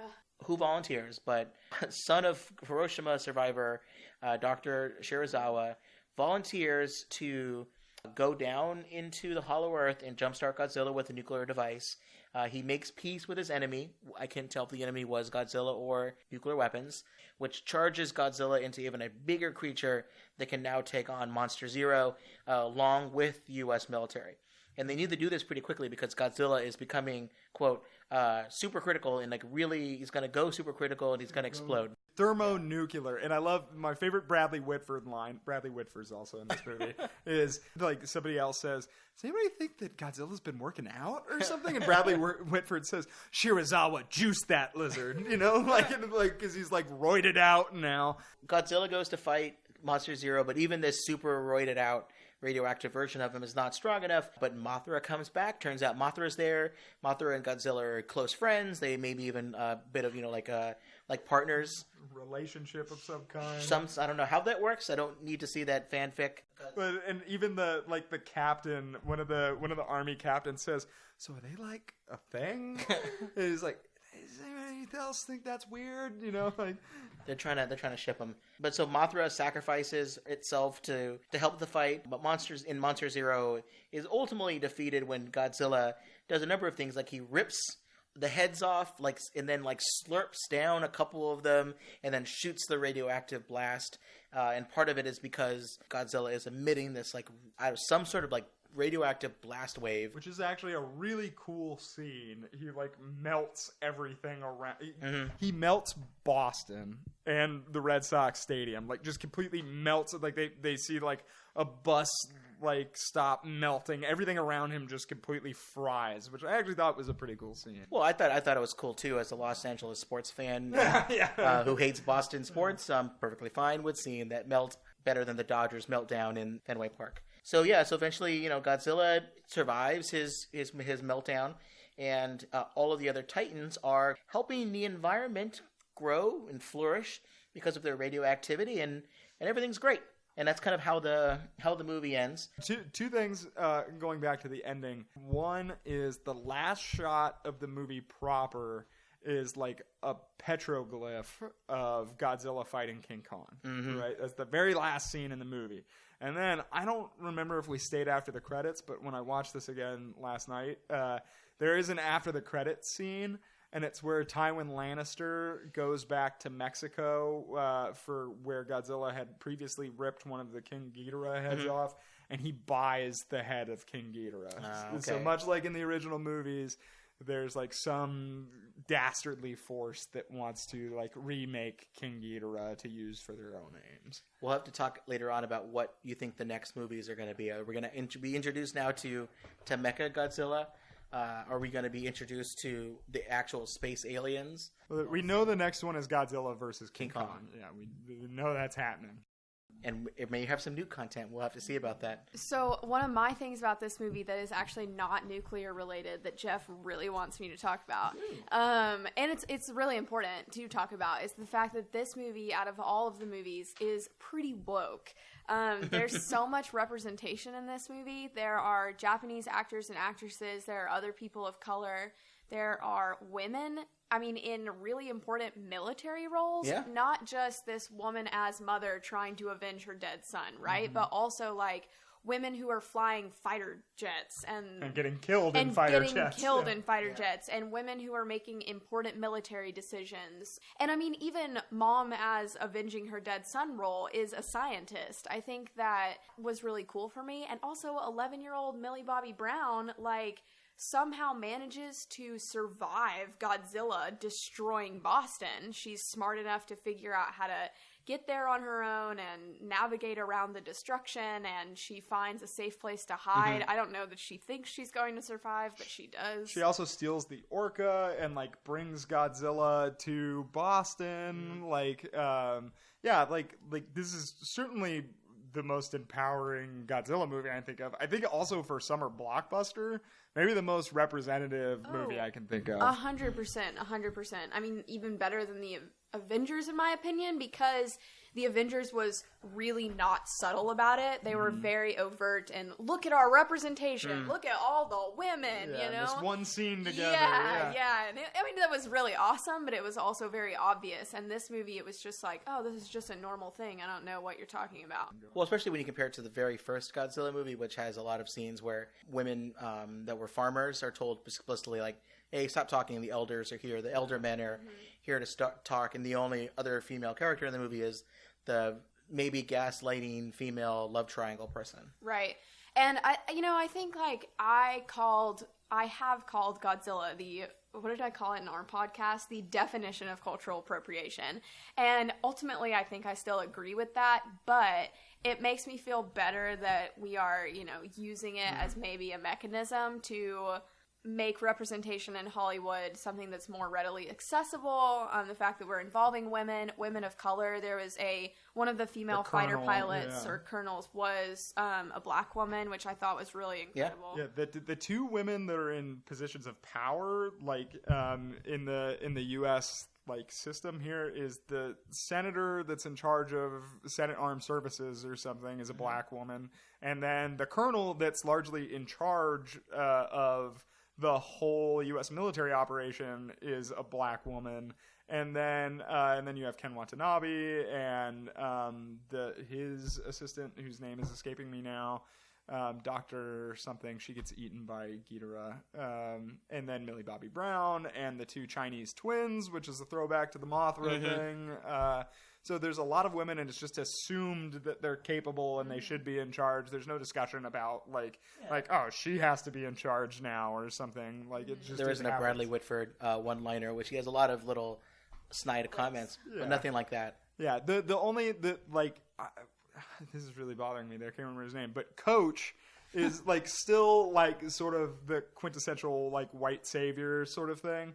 But I think that all of the plot is actually moved forward by women in this movie. Yeah, it makes sense. Yeah, all the MacGuffins, everything with the exception of Ken Watanabe as Shirazawa, who sacrifices himself. But then Vera Farmiga sacrifices herself at the end to draw Ghidorah away. Like, they all have equally important, if not more important, roles. And they also give one of the villainish roles to, the mother as well. So they I mean, obviously she, at the end of the movie, she... Right, yeah. They argue against this idea that women are inherently peaceful, right? Like, she wants to release destructive monsters into the world in order to...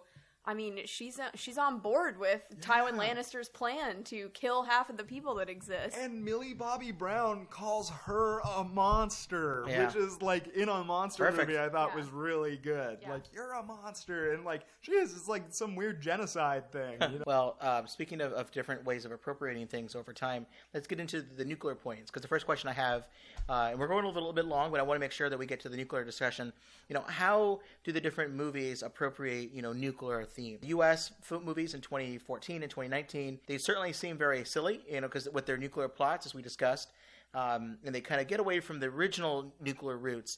And Geoff, you make this point on one of your recent really great episodes of Nukes of Hazzard, where you talk about, that's actually with Rachel, about why these movies are a little bit, silly in recent years. But I wanted to test this. I wanted to get at this question a little bit more. Is, we talked about some of the silly Toho plots about when you start to introduce Godzilla's, son, Mothra's twin groupies. You have aliens. You have Mechagodzilla. What does this really say about like Toho's take on nuclear issues as they evolve over time? How Godzilla goes from being a metaphor for nuclear weapons and humanity's hubris in creating this technology, and since you can't really destroy it, to now being a savior for both Japan and the Earth. Well, so this is something I get criticized for a lot. Obviously, this is art. Like, part of this is entertainment. You can't just harp on nuclear weapons all the time. But I think that there's a pretty good through line here, and we've already sort of talked about it, is that these movies act as an allegory for concerns of the people at the time, right? Is it pollution? Is it, new scientific problems? Is it GMOs? Is it cloning? Is it, there's all sorts of stuff that comes into these films. And I think that this most recent one is a pretty good example. It's talking about mass extinctions and climate change and, nuclear energy and like all these problems that that mankind has created through our hubris, but which is also tied to our science. Through science, we're able to create incredible and terrible things, like nuclear weapons, right? Going all the way back to the beginning of this discussion.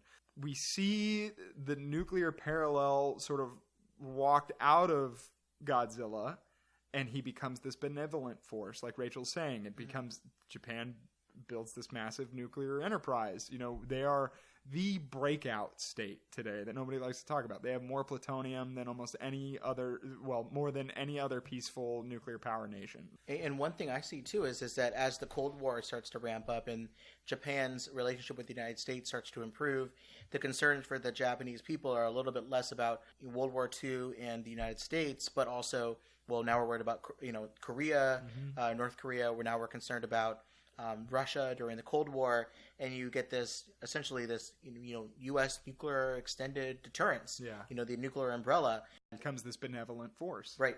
Yeah, and I think that's interesting. Where I think it really breaks down, though, and I know that we're going to get to this later because I have the same problem with Pacific Rim, but in this movie, in the most recent one, in Godzilla King of the Monsters, I find there to be something. I was with this movie all the way up until the point where Ken Watanabe sacrifices himself with a nuclear bomb to save the monster. And it, like, they don't hit this over the head, and in fact they don't ever talk about it, but they show it, which I thought was interesting. He pulls out his father's Hiroshima pocket watch, but they never tell you what it is in this movie after spending about a minute with it in the 2014 movie. It's the last thing he goes up, he pets Godzilla on the nose, he looks at his dad's watch, and then he blows himself up with a nuclear weapon.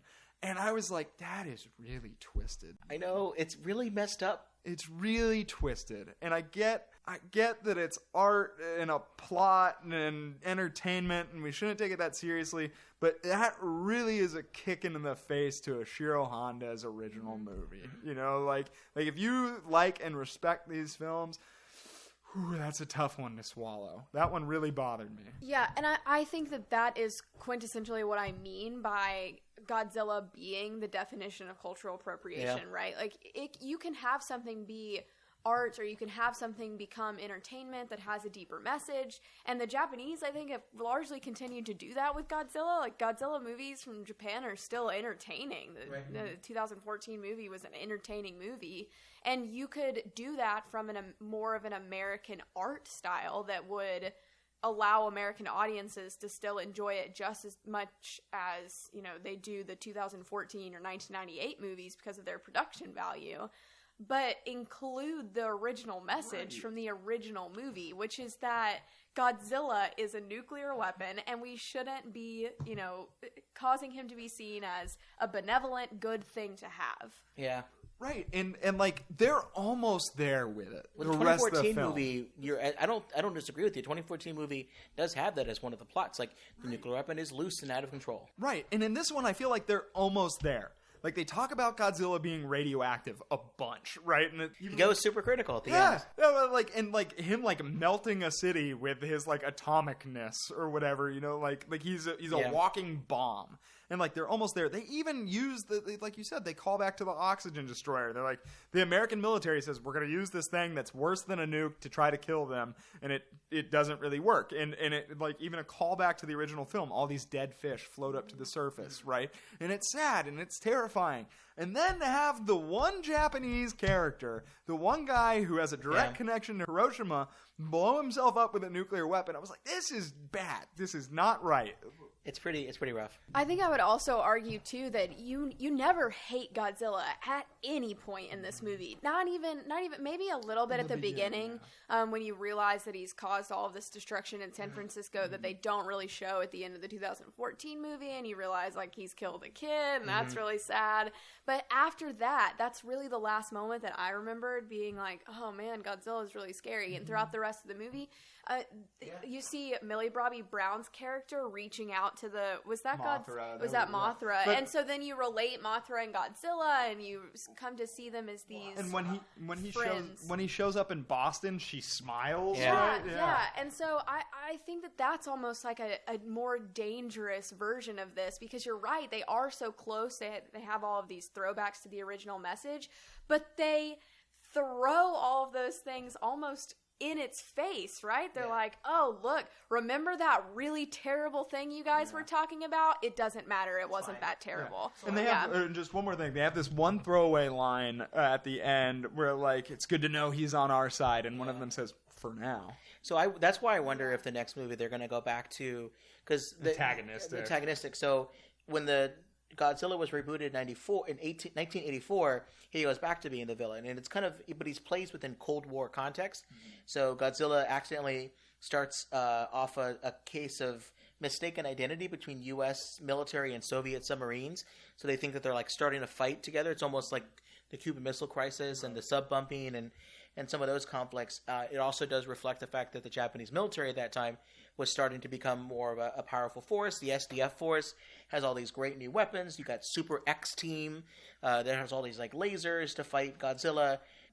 Things become very, very, very different. So this is super interesting to see how this may go if the next movie, King Kong, is going to be the hero and Godzilla might be the bad guy, or it'll probably be like Batman versus Superman. They'll fight at first and then team up against something else. Against probably, maybe the aliens. Maybe it turns out that Tywin Lannister was actually an alien.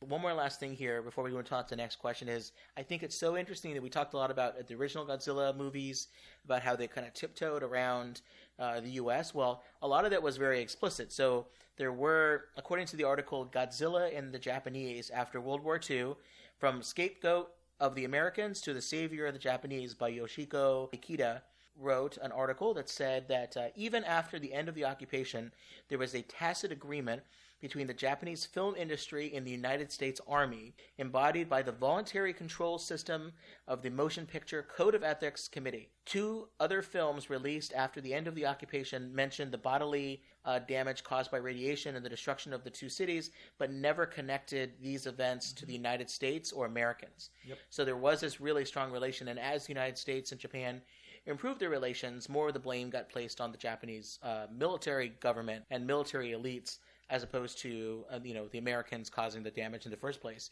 So I think that is a really interesting dynamic as well, is that as much as the original movie kind of really gets as close as it can up to that line, it probably, I don't know, but it may have wanted to go a little bit further, but it just literally couldn't because of the laws of occupation. All right, so the next question I want to ask is for Rachel. So your article that you wrote with Deverick Holmes in Ink Stick Media, it posed the question of whether or not Godzilla movies can be used to teach people about nuclear issues, since the public has largely forgotten about these questions. Not completely, but we don't think about it on a day-to-day basis. The Intermediate Nuclear Forces Treaty, the INF Treaty, just stopped.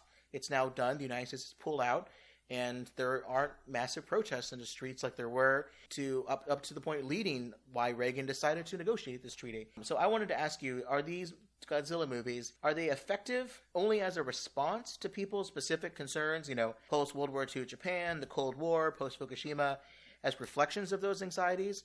Or how do you think that films like these could potentially be used to advance debate about nuclear issues today? So, hard question. This is really the question I ask every podcast we do. Yeah, it is a hard question. I think that for American audiences, if you're not someone who's working in the nuclear policy space, and you walk into a theater to see Godzilla, at no point are you considering what the nuclear message of this movie is going to be.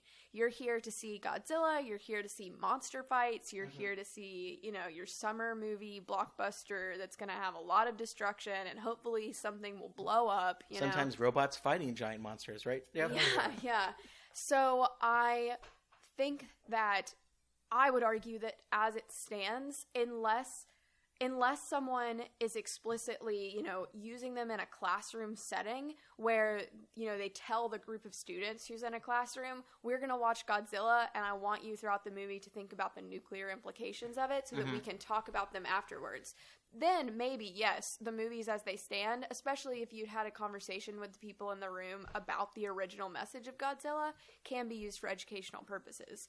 But as they are right now, we're not using them that way. I mean, I'm sure there are some teachers somewhere. I know you got into a conversation on Twitter recently with someone about, can you recommend some movies to me? I'm, teaching interns about nuclear policy. And I hope you recommended her, her and Deverick's article. I don't think we provides that. At that point, that those kinds of contexts are really quite good for describing these things.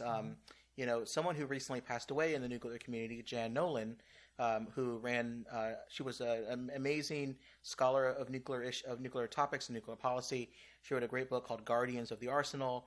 She was involved in nuclear policy for a very long time and was a good mentor for many of us.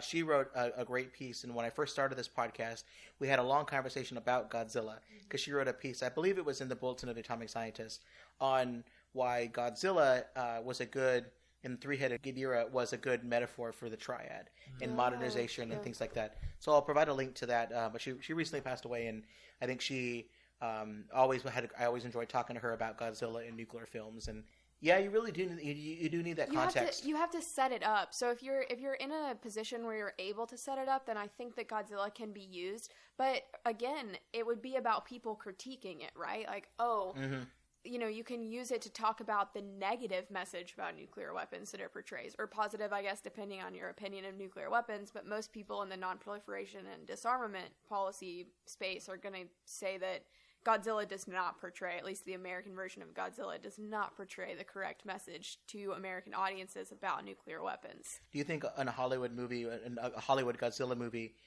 today can be comfortable with acknowledging U.S. atomic bombings and the dangers of nuclear weapons?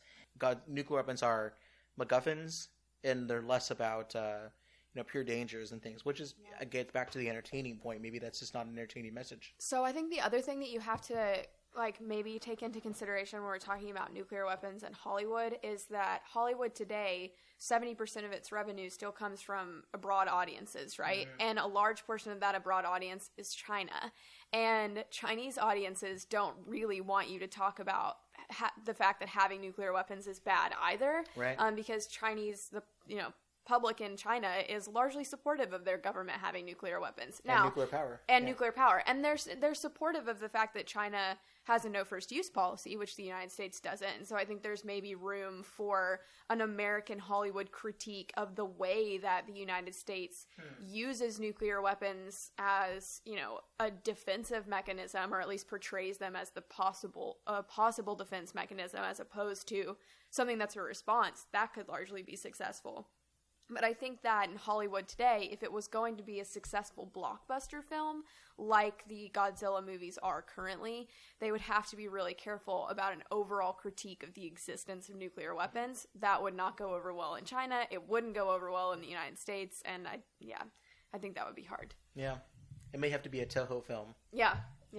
Well, I think that 2014 almost got there. Like you said, Gareth Edwards, he gave an interview where he talked about the importance as a nuclear movie. Yeah. Like I said, it's obvious that he or the screenwriters had some nuke conversations. The nukes were the bad guys in the film, if you're asking me. But the interesting, and it was the largest international and U.S. ticket sales since the 1998 movie. It was almost there. Interestingly, the criticism of the movie was that it didn't show the monsters fighting enough. Yeah. Right? So it focused too much on the nukes. Yeah, so the audience wanted more Avengers sort of action and less about the nuclear danger. And a lot of that movie is really directed at the fear of nuclear radiation, the fear of fallout, the fear of nuclear blasts. There's a strong through line of anti-nuke stuff throughout that movie. It's just not for people like us sitting here who like to kibitz about it. There's a lot to kibitz about. That's kind of what I do. Yeah, but I feel like it's almost there. And then they were like, well, maybe people don't dig this that much. How can we make it about climate change and everything else and stuff that's more relatable to people? Okay, well, so clearly these movies are not meant for people like us, nuclear policy nerds. How dare you? I love these movies. Well, it's not, we're not the target audience in mind. So let's, I have created something for both of you. We're going to play a little game. So we're done with the nuclear policy discussion. I'm going to have a little game here that's designed explicitly for you all to test your knowledge of nuclear weapons and Godzilla. Oh, yikes. So here we go. So let me get this all set up here. This is really going to put us to shame now. Yeah, I'm really worried. If these are questions culled from every single Godzilla movie, we're screwed. It's going to be good. That actually helps out then.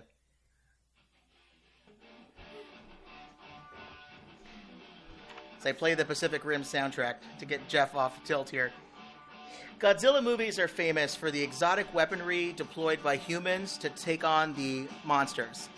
But some of these weapons sound a lot like crazy real-life weapon systems. Therefore, I want to play a round of the classic game, Godzilla Lord of War. I will name a weapon system, and you will tell me whether or not it is from a Godzilla movie, real life, or both. Oh no. I'm gonna be so bad at this. So excited. So I've got two little echo buttons here. So, Geoff, what does it sound like when your name gets buzzed? Geoff, roar. Yeah. And Rachel? Rachel, roar. Okay. So you buzz in with your name and with those little buttons there. Correct answers get 1 point.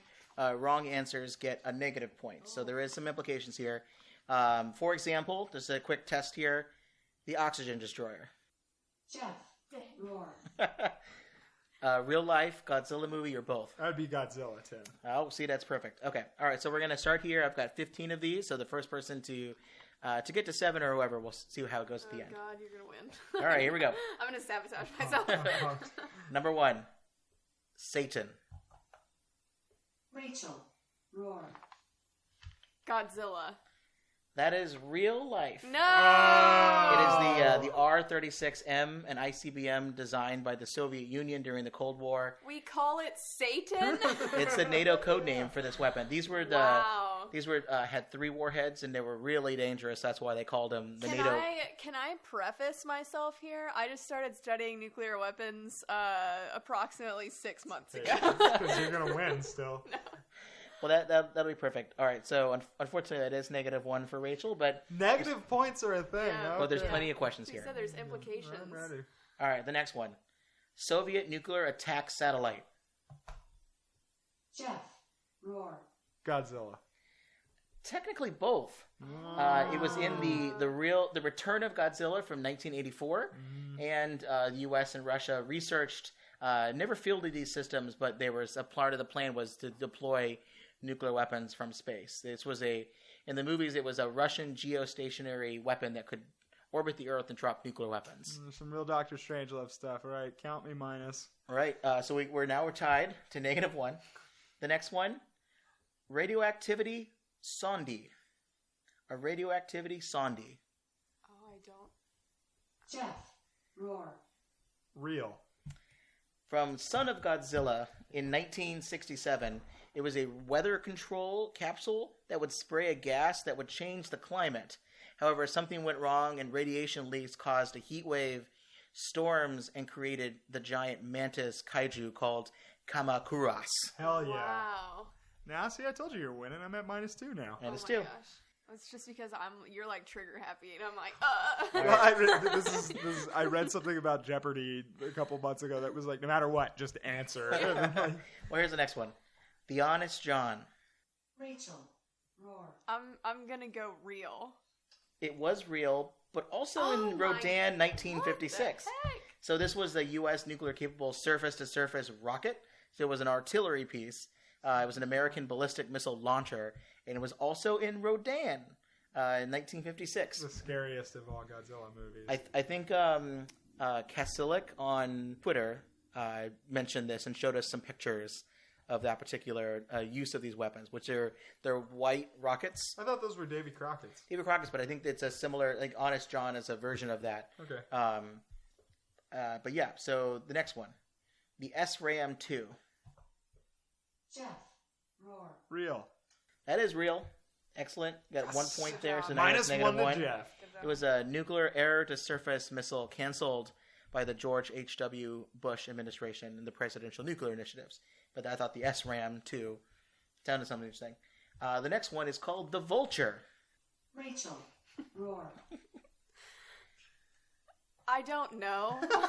So The Vulture. I'm going to say, because I just feel like we need one of these, Godzilla only. Godzilla only. Yeah! Yeah, there you go, girl. From the 2008 movie, the Monster X Strikes Back, Attack the G8 Summit. That is the name of the movie. It's a Japanese missile from that film. See, that one sounds like another NATO designation. I know, Russia, but The Vulture. we'd been too long without one that was only Godzilla. Now you're playing the game. These are all randomized. Strategy. I randomize these. The game. But all right. Anti-nuclear energy bacteria. Jeff. That's a Godzilla thing. Yeah, it's from Godzilla versus Biolante? Biolante. Biolante. 1989, genetically engineered super weapon. Yeah. All right, so Jeff's back to 0. Hell yeah. Polonium-210. Rachel. Roar.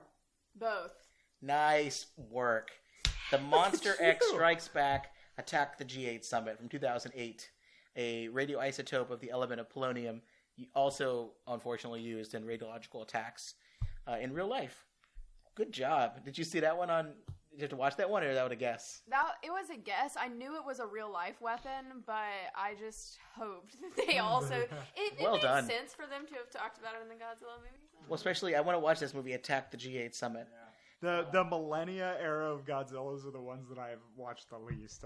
I think I've only seen one. We got to do a marathon. Yeah. Next one here, which is number 9 of this, atomic heat cannons. Jeff. Roar. It's Godzilla. Godzilla Battle in Outer Space, 1959. Yeah. I don't know anything else about it except for that it exists. But they sort of retcon his atomic breath becomes atomic heat breath at one point. Yeah, I saw that. So I watched a video on YouTube. It was someone at a toy festival, and they were describing the new Godzilla toys from the new movie. And they explicitly said Toho told them not to call it atomic breath. It's heat breath, even though the fans call it atomic breath because they don't want to associate Godzilla these days explicitly as a nuclear thing, which that was kind of interesting. Next one here is the D-03 missile. The D-03 missile. Rachel. Roar. I'm going to go... This is a hard one. It's just a generic name. Yeah. I'm trying to figure out what the D would stand for in real life. So I'm going to go Godzilla. Nice. Yeah. This is really using your chops here. That's awesome. Yeah. We don't know what it stands for, but it is in the movie Godzilla, Mothra, and King Ghidorah, Giant Monster All-Out Attack, Hell yeah. 2001. It's a rocket weapon which is attached to a submarine. Great, excellent. The next one is called Green Grass. Green Grass. Jeff. Godzilla. It is a real-life weapon. Oh, come on. It was the interim megaton weapon early on in the nuclear weapon design program in the United Kingdom. So they would always go, their code name for their weapon designs were like a color and then a random code. So sometimes it was like Blue Danube or something. So Green Grass. This is the real life implications of the military using too much code language. Yeah. I think if I got this math right, it's 1 Rachel, 0 Jeff. I think I'm tracking that. I may be a little bit off, but we're good. We're close. Microwave 6000 Thunder Control System. Jeff. That's Godzilla. 100%. You're not one of those conspiracy people No, that think that we it's have microwave systems. It is. It is a Godzilla movie. Godzilla versus Biolante, a series of electrical generators and microwave pads. All right, so we're tied up. We have 3 left. Snark. What, you're using against us right now, you mean? Yeah. Snark. The name of the weapon system is Snark. Rachel. Roar. Both. It's just real. Dang it. The Snark took its name from the author Lewis Carroll's character, the Snark. It is an early model intercontinental range ground launch cruise missile that could carry a W-39 thermonuclear warhead. So back to 0. 2 left here. So now to get into really strategy here. Championship rounds now. The Hades. Oh. Jeff. Roar. Jeff, you can really put it away here if you get this right. Real, both, or Godzilla? Real. It is a real-life, short-range, ballistic, pre-strategic nuclear weapon designed by France and as a last warning of the use before a strategic nuclear weapon. And that's it. Good job. Yes. So And finally got a non-Godzilla one correct. Right. Yeah. All right, well, so there's one last one here, just for fun. We'll make this worth all the points. Okay. Yeah. All my double zero or or- nothing. I forgot to mention the prize for this is a toy B2. Tell me there was a prize That on the that line. would look way better on your bookshelf. And so- the reason is in the new Godzilla movie, all of like the giant giant like carriers that would drop B-22s just look like giant B-2s Yeah. for some reason. Don't necessarily know why. It's the B-21, Yeah, that's what it's going to be. Yeah. The Raider. Yeah, it's a helicarrier. All right, so the last one here, the Thalos. The Thalos. T-A-L-O-S. I have no idea. Rachel, roar. I'm gonna go both. It's just real. Oh. It's a long-range naval surface-to-air missile. It was one of the earliest surface-to-air missiles equipped on U.S. Navy ships. Wow. So Geoff, I think, is the winner here. Is that right? This would have looked really good with my fascism, but make it fashion set up on my desk. I have a replica of Capitol Hill and a tiny little replica of a tank that's covered in glitter. So I think that but it will look better on your bookshelf. I think that you got the more complicated answers Yeah. right. All of mine were just the whatever 20,000 like things that no military names their stuff. Yeah, you were just like, yeah. I mean, I just watched Godzilla versus Yeah. Biofonte. Yeah, I was Fun just looking show. for silly names of things. I think you should keep it. No. Well, no, that's you okay. guys can fight over that continually. But congratulations to Geoff officially for Thank winning. you. But that was a close one. That was a real close one. Yeah, real nail biter. All right, so let's move into the last couple sections here because this episode is going long, but we have a few things to talk about. Let's do what I call the parking lot movie discussion. So this is harkening back to when I would, as a kid, would watch a movie, and while I was waiting for my parents to get the car, we would hang out in the parking lot with our friends and talk about the film we just saw. Or when I got my own car, we would chat before we went our separate ways. So I got a couple different questions here. One, what do you think works better as a nuclear theme in these Godzilla movies? Nuclear weapons or nuclear power? It seems like in some of the early movies it was nuclear weapons and it became nuclear energy. Do you think that affects at all the premise? Or can a Godzilla movie, even without nuclear things, still continue to do well? Like if the next movie, Godzilla versus King Kong, doesn't even mention the word nuclear at all, can that movie still work, or does it have to be tied together? Sure. I mean, I think that obviously the origins of this movie is nuclear weapon. But I'm not somebody that's going to say, like, every Godzilla movie needs to be about nukes. Like, I get this is art and entertainment. Like, that doesn't going to work that way. I think it's important that all of them do harken back to a real allegorical problem on the planet. So, like, I do think that them connecting Something. climate change was an interesting way to go with it, even though I'm not sure if it makes sense for them to be helping the climate or whatever. The question about whether or not nuclear weapons or nuclear power as a threat are more dangerous is an interesting and controversial one. Obviously, nuclear weapons are enormously destructive. The threat from nuclear power accidents is long and lingering and impossible to deal with, like we talked about in Chernobyl, right? It wasn't explosively bad, but over a dozen years killed upwards of several thousand people, depending on who you talk to, all the way up to 41,000 people, something like that, right? And I think that the problems associated with both nuclear weapons and nuclear power are equally bad. We don't know what to do with nuclear power waste, right? It sits in containment pools. Can't just feed it to mutos. Yeah, you can't feed it to monsters. It's a big terrorist and proliferation threat. It's, there's serious, scary problems that it deals with. So I think it works in both cases.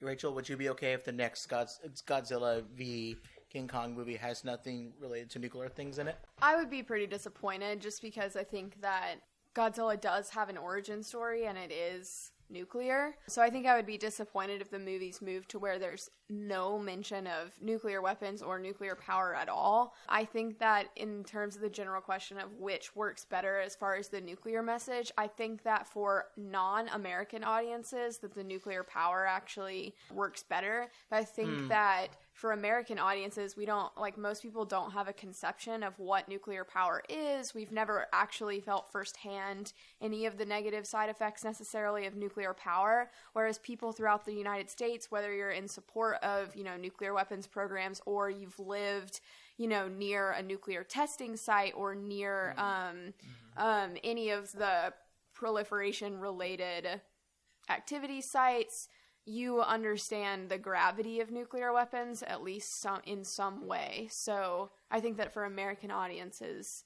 nuclear weapons is the better nuclear message.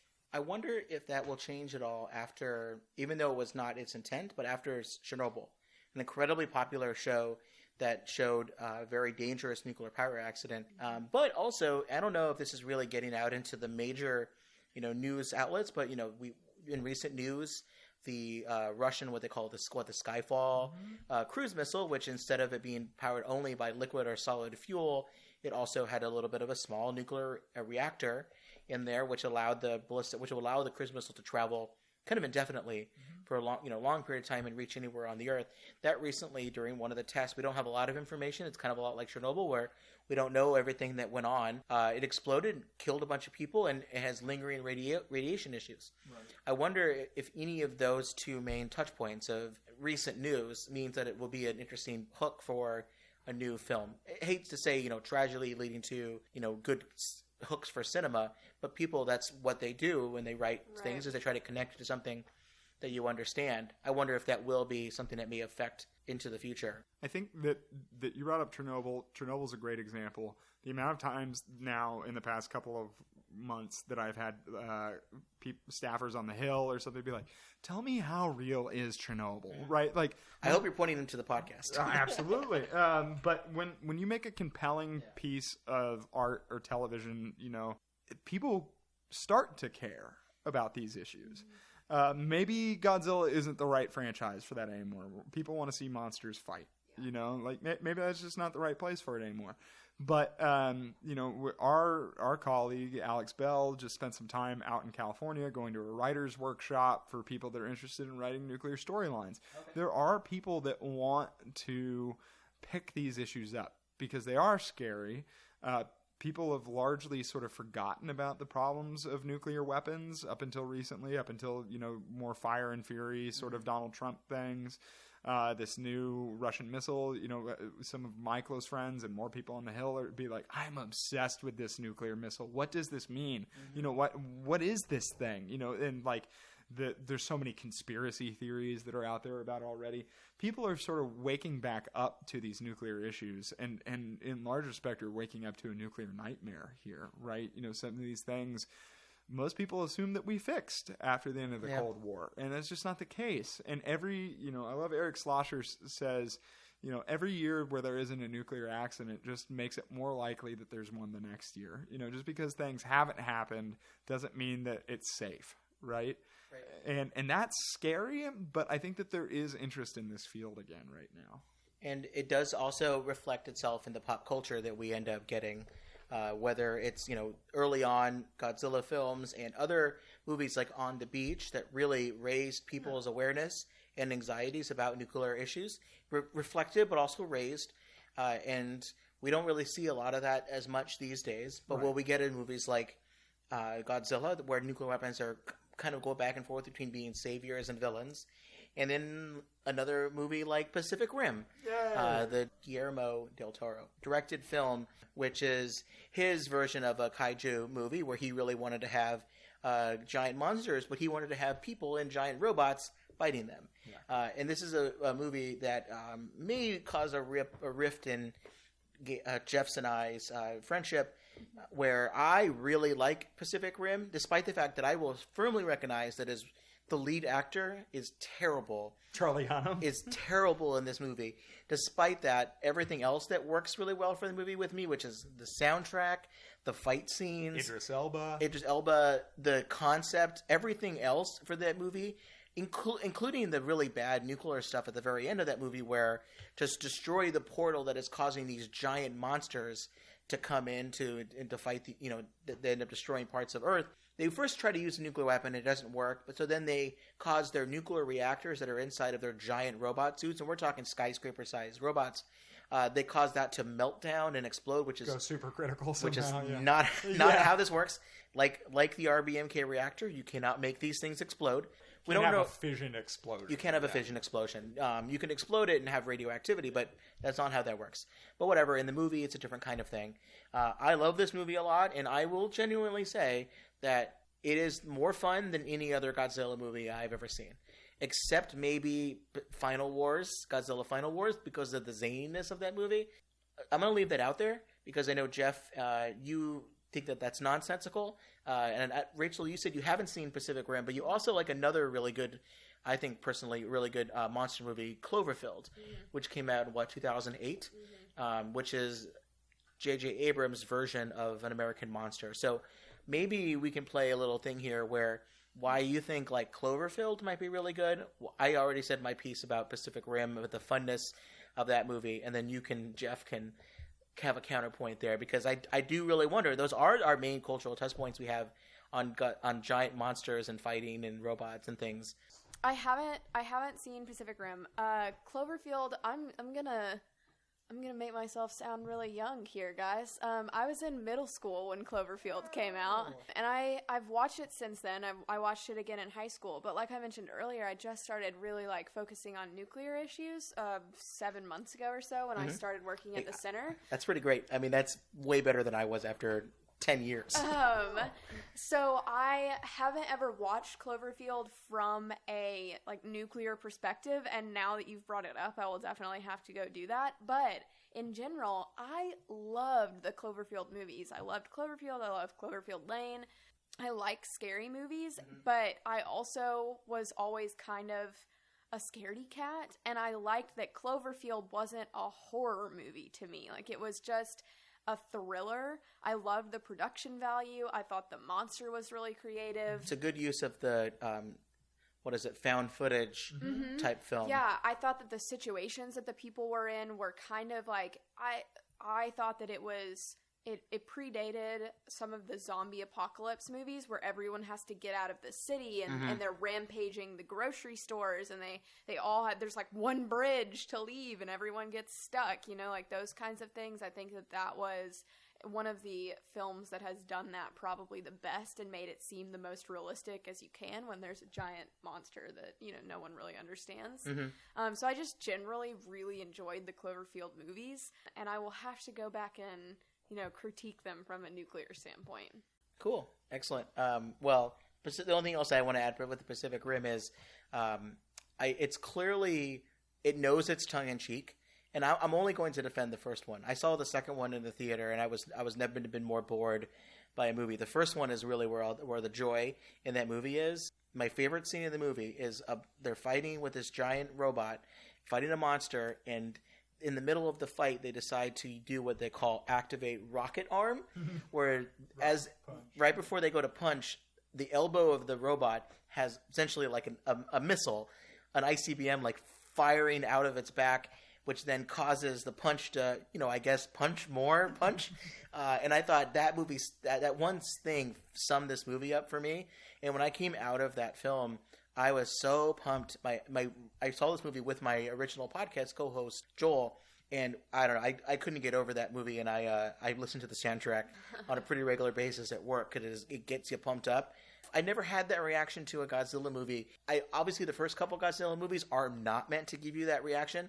Godzilla 1954 is not meant to be fun, but the other ones that do, it just doesn't work for me as much as that one, including the most recent Godzilla movies. So Jeff, what's your take on all of that? Sans rocket punching me in the head. I like both of these movies. I like Cloverfield a lot. I like Pacific Rim a bunch. The thing that I think is interesting about them is that they are two great Western directors making love letters to Godzilla films, to kaiju movies. And I think that two things from like an art standpoint that they both get really well is the scale.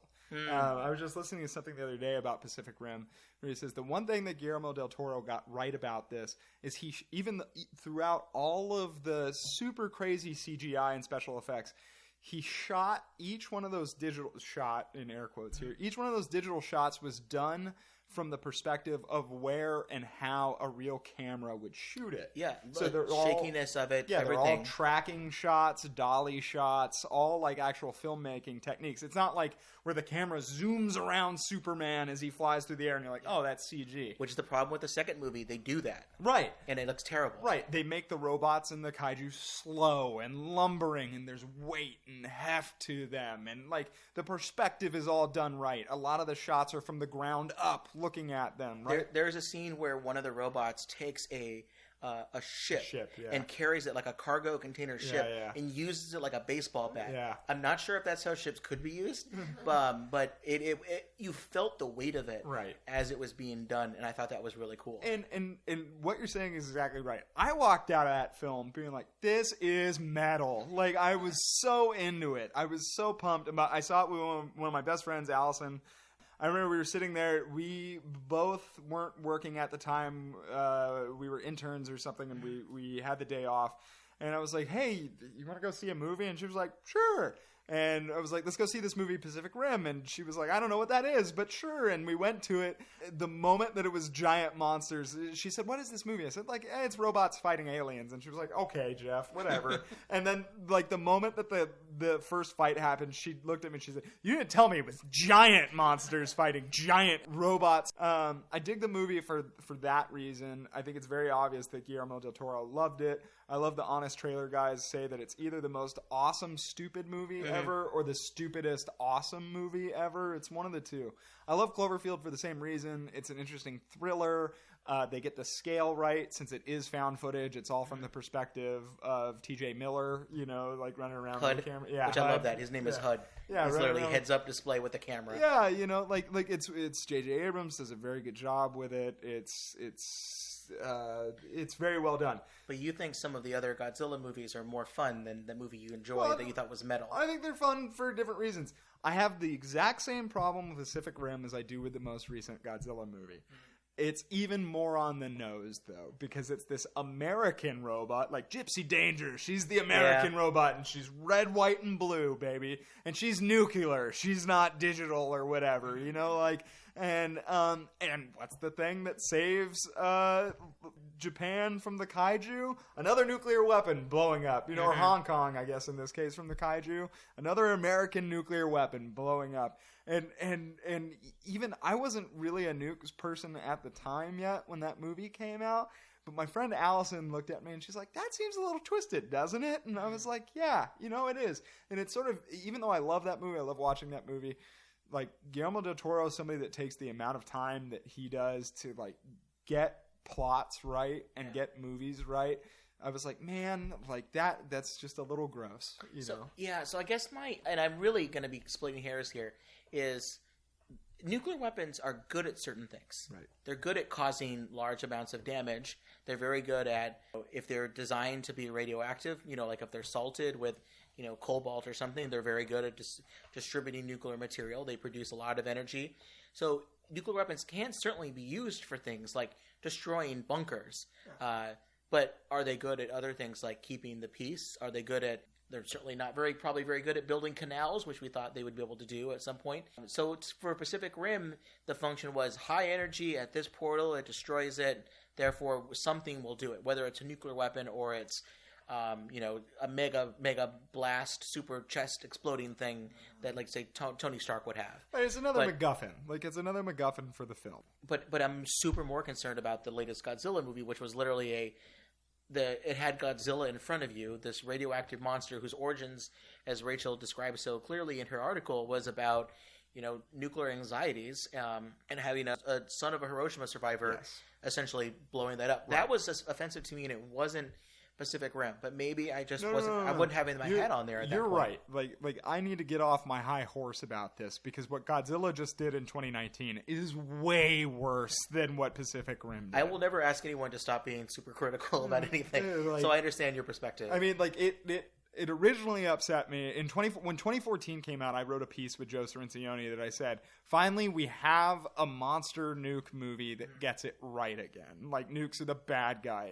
and Pacific Rim was sort of my straw man for that argument. I was like, here's an American movie that gets it totally wrong. Like, even though it's cool and awesome and fun, the legacy is all messed up. But now we just had a Godzilla movie, like the arbiter of this framework, just get it so wrong.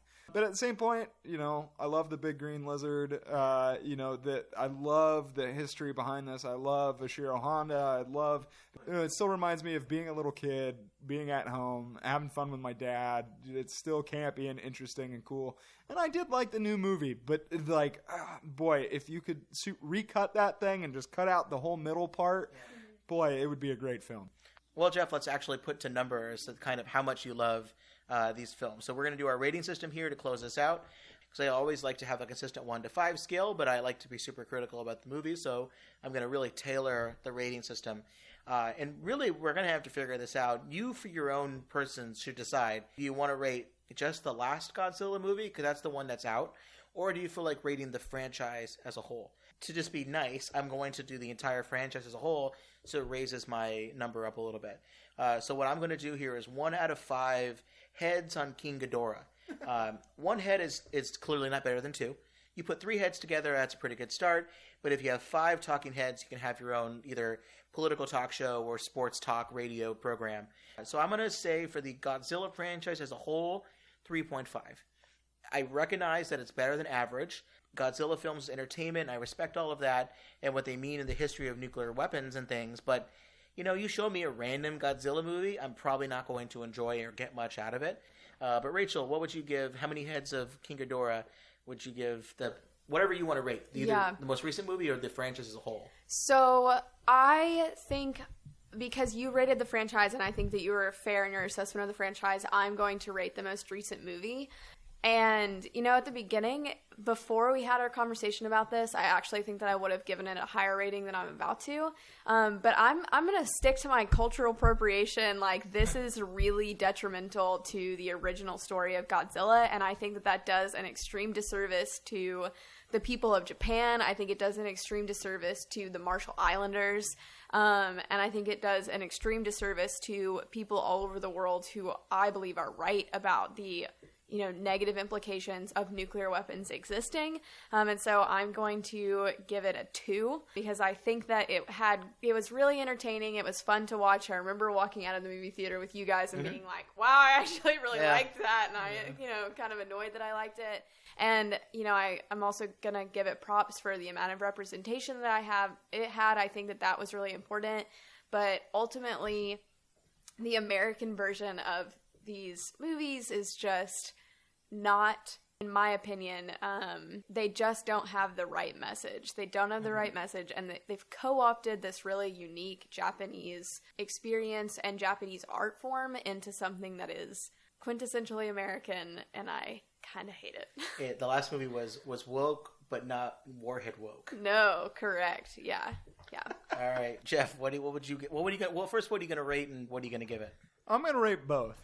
Okay, I think that Godzilla, this is literally the longest running continuous franchise in history. But there are over, I think there's 36 films, something like that. There's Blue Oyster Cult songs about Godzilla. There's, it's the word Zilla is now a Japanese catch-all for anything that's large or American, or this is something that is part of our modern pop culture. I think that because of that, I'm going to give this series 4 out of 5 heads. It's the Crossfire of monster movies, because it is a catch-all. There's so many good ones that are beyond the pale good, and then there are so many campy Godzilla breakdancing, ones at the same time. And you can love them for both reasons, right? We love them because they're campy. We love them because they're silly. Americans like them because they don't understand what the Japanese people are saying, and yet there's monsters fighting each other at the same time. Yeah. I mean, there's all sorts of weird reasons to like these movies, and at the same time as being entertaining, they deal with really important stuff. They deal with really, really tough to talk about stuff that gives us an opportunity to have this sort of conversation. So I really like that. This movie, I think King of the Monsters. Yeah, King of the Monsters was better than your average blockbuster for me. Maybe it wasn't Avengers Endgame, but it was better than most of the superhero schlock that's out there right now. it would have been a perfect Godzilla movie for me, barring that one scene with Ken Watanabe, which really was bad. Almost made me want to get up and walk out. Like, it was really frustrating. But otherwise, I walked out of that movie pretty jazzed. I love the representation part of it. It's doing good things, but it really just missed the mark on the most critical cultural feature. How many heads? I give it 1. 1 head. Yeah, it's the crazy doom is coming guy up on his podium outside of the metro stop. That's it? Yep. Wow, that's a bummer. That really is a bummer. Yeah, well, so if we're not going to watch King of All Monsters again, we can recommend some other things for people to check out. I've got 3 quick things. 1, I mentioned this before, I really recommend people watch Godzilla Final Wars from 2004. It's a Toho movie where Godzilla fights all of the other versions of Godzilla and other monsters. They include space aliens. There's a spaceship involved. They fight Zilla in Sydney, and he dispatches Zilla in like 10 seconds. It's kind of a funny kind of little joke there. And one of the reasons why I love this movie is it stars one of my favorite UFC fighters, Don Fry. He's a very popular guy because he fought a lot in Japan, and he's got a mustache. He's amazing in the movie. He's not a great actor, but he is perfect for the film itself. I love that movie quite a lot. Secondly, I recommend the web series on YouTube, Cinemassacre. James Rolfe, he's a YouTube guy. You may know him as the Angry Video Game Nerd, but he's also a huge Godzilla fan. So I really like his series on Godzilla. So they're all like 5 minutes, quick summaries of all the movies. You want to spend an hour hearing about every Godzilla movie. This is a great way to do it. Finally, I recommend Pacific Rim, just the first one. I recommend people check it out, especially if this is really going to be folded in somehow. Maybe not in the next one, but that might be a last credit scene where they'll be like, all right, we have to fight the monsters. And it will be like maybe their way of integrating Mechagodzilla-like things into the 4th movie, if they keep going. Rachel, anything you want to recommend to people to check out? So this is not going to be surprising at all, but I, of course, recommend the original 1954 Japanese version of Godzilla. And I was surprised that Geoff didn't have this on his list, but I definitely recommend Chernobyl. I think that those are 2 that are really overt, obviously, and can be used definitely as for educational purposes and will like spark people's curiosity about nuclear weapons and nuclear energy. My less obvious thing that I'm going to recommend is Stranger Things. I think that Stranger Things has really big messages about nuclear energy. I think that the Department of Energy is the villain. Right, the Department of Energy is the villain. I think that the Upside Down is clearly a metaphor for what would happen if there was ever like a nuclear energy disaster in the United States. And I think that there are there are a couple interesting articles floating out around the interwebs about, people's critiques of this and interesting like connections that they've drawn between nuclear energy and Stranger Things. So that's going to be my, and there's a monster in Stranger Things who's, definitely kaiju-esque. So that's my less obvious recommendation. I like it. That's a great, I love that too. That's an awesome one. Jeff, what do you got for us? I'm always going to try to bring a couple interesting books to these discussions, this time in the form of graphic novels. Those that want to read more about Godzilla, I really like Godzilla the Half-Century War, which I recommended to Tim once upon a time. You lent it to me, and I read it, and it was awesome. Yeah, it takes place with a guy who's in the Japanese self-defense force. He's a Sherman tank driver fighting Godzilla the very first time he shows up in Tokyo Bay, all the way through to modern Godzilla, and it's this one man's sort of drive to fight this monster, and then just like everything else in this series, end up fighting alongside the monster. It was great. It looks at Godzilla in the whole spectrum. There's another really interesting one, which is way more artsy and interesting, but is sort of fun and silly at the same time, is called Godzilla in Hell. And it's about one of these times where Godzilla dies. He goes to hell, and it's basically Dante's Inferno, but with Godzilla. Does he talk at all, or just general Godzilla? It's just general Godzilla, but it's through the perspective of the monster, and it's just really strange and interesting. He might fight a Satan missile. Maybe. Then I really recommend Cloverfield. I love that movie. J.J. Abrams is a good director. I mean, he's a great director. and his love letter to kaiju films after he visited Japan with his son and remembered how much he loved Toho-era Japanese Godzilla and wanted to make something like that for his son. And it's just obvious. It's a great film. Awesome. Great recommendations all around. I think people have a lot of great things to check out. Thank you very much, Rachel. Thank you very much, Geoff, for coming on the podcast. If people want to learn more about your work, maybe you can give us some plugs. Maybe, obviously you can go to the Center for Arms Control and Nonproliferation, and see some of your different work. But if people want to follow you on Twitter or anywhere else that your work is at, where can people check that out? Let's start with Rachel. You can definitely find links to the stuff that I've done on the Center's website, and then my Twitter is at Rachel, RACHEL _Emond, EMOND. Yeah, that's pretty much, those are the locales. Geoff, where can people find you? Yeah, I'm on Twitter at Nuclear Wilson, and then also give our institute, the Center for Arms Control and Nonproliferation, a shout out at Nukes of Hazard. That's nukes _of _hazard.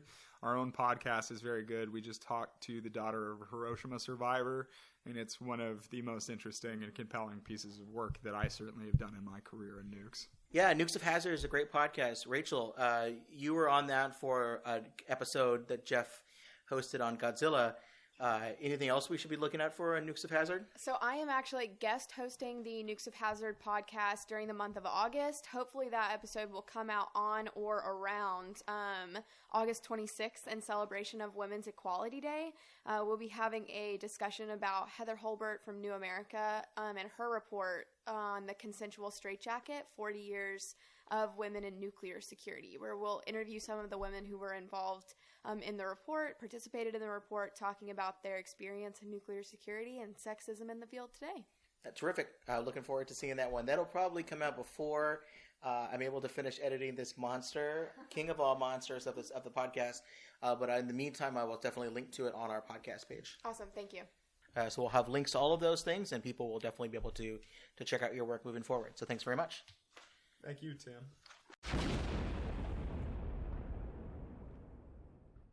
Thanks for listening to another episode of the Supercritical Podcast. If you have suggestions for future episodes or want to tell us what we got wrong, maybe you just want to tell me that Pacific Rim is not a very good movie, there's a couple ways you can do that and contact the show.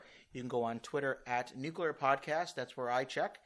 We got a website, supercriticalpodcast.com. And I check the email account, supercriticalpodcast@gmail.com. Until next time, this has been Tim Westmyer. And Rachel. And Geoff. And remember, if it's pop culture and radioactive, we are bound to get super critical about it. Have a good one.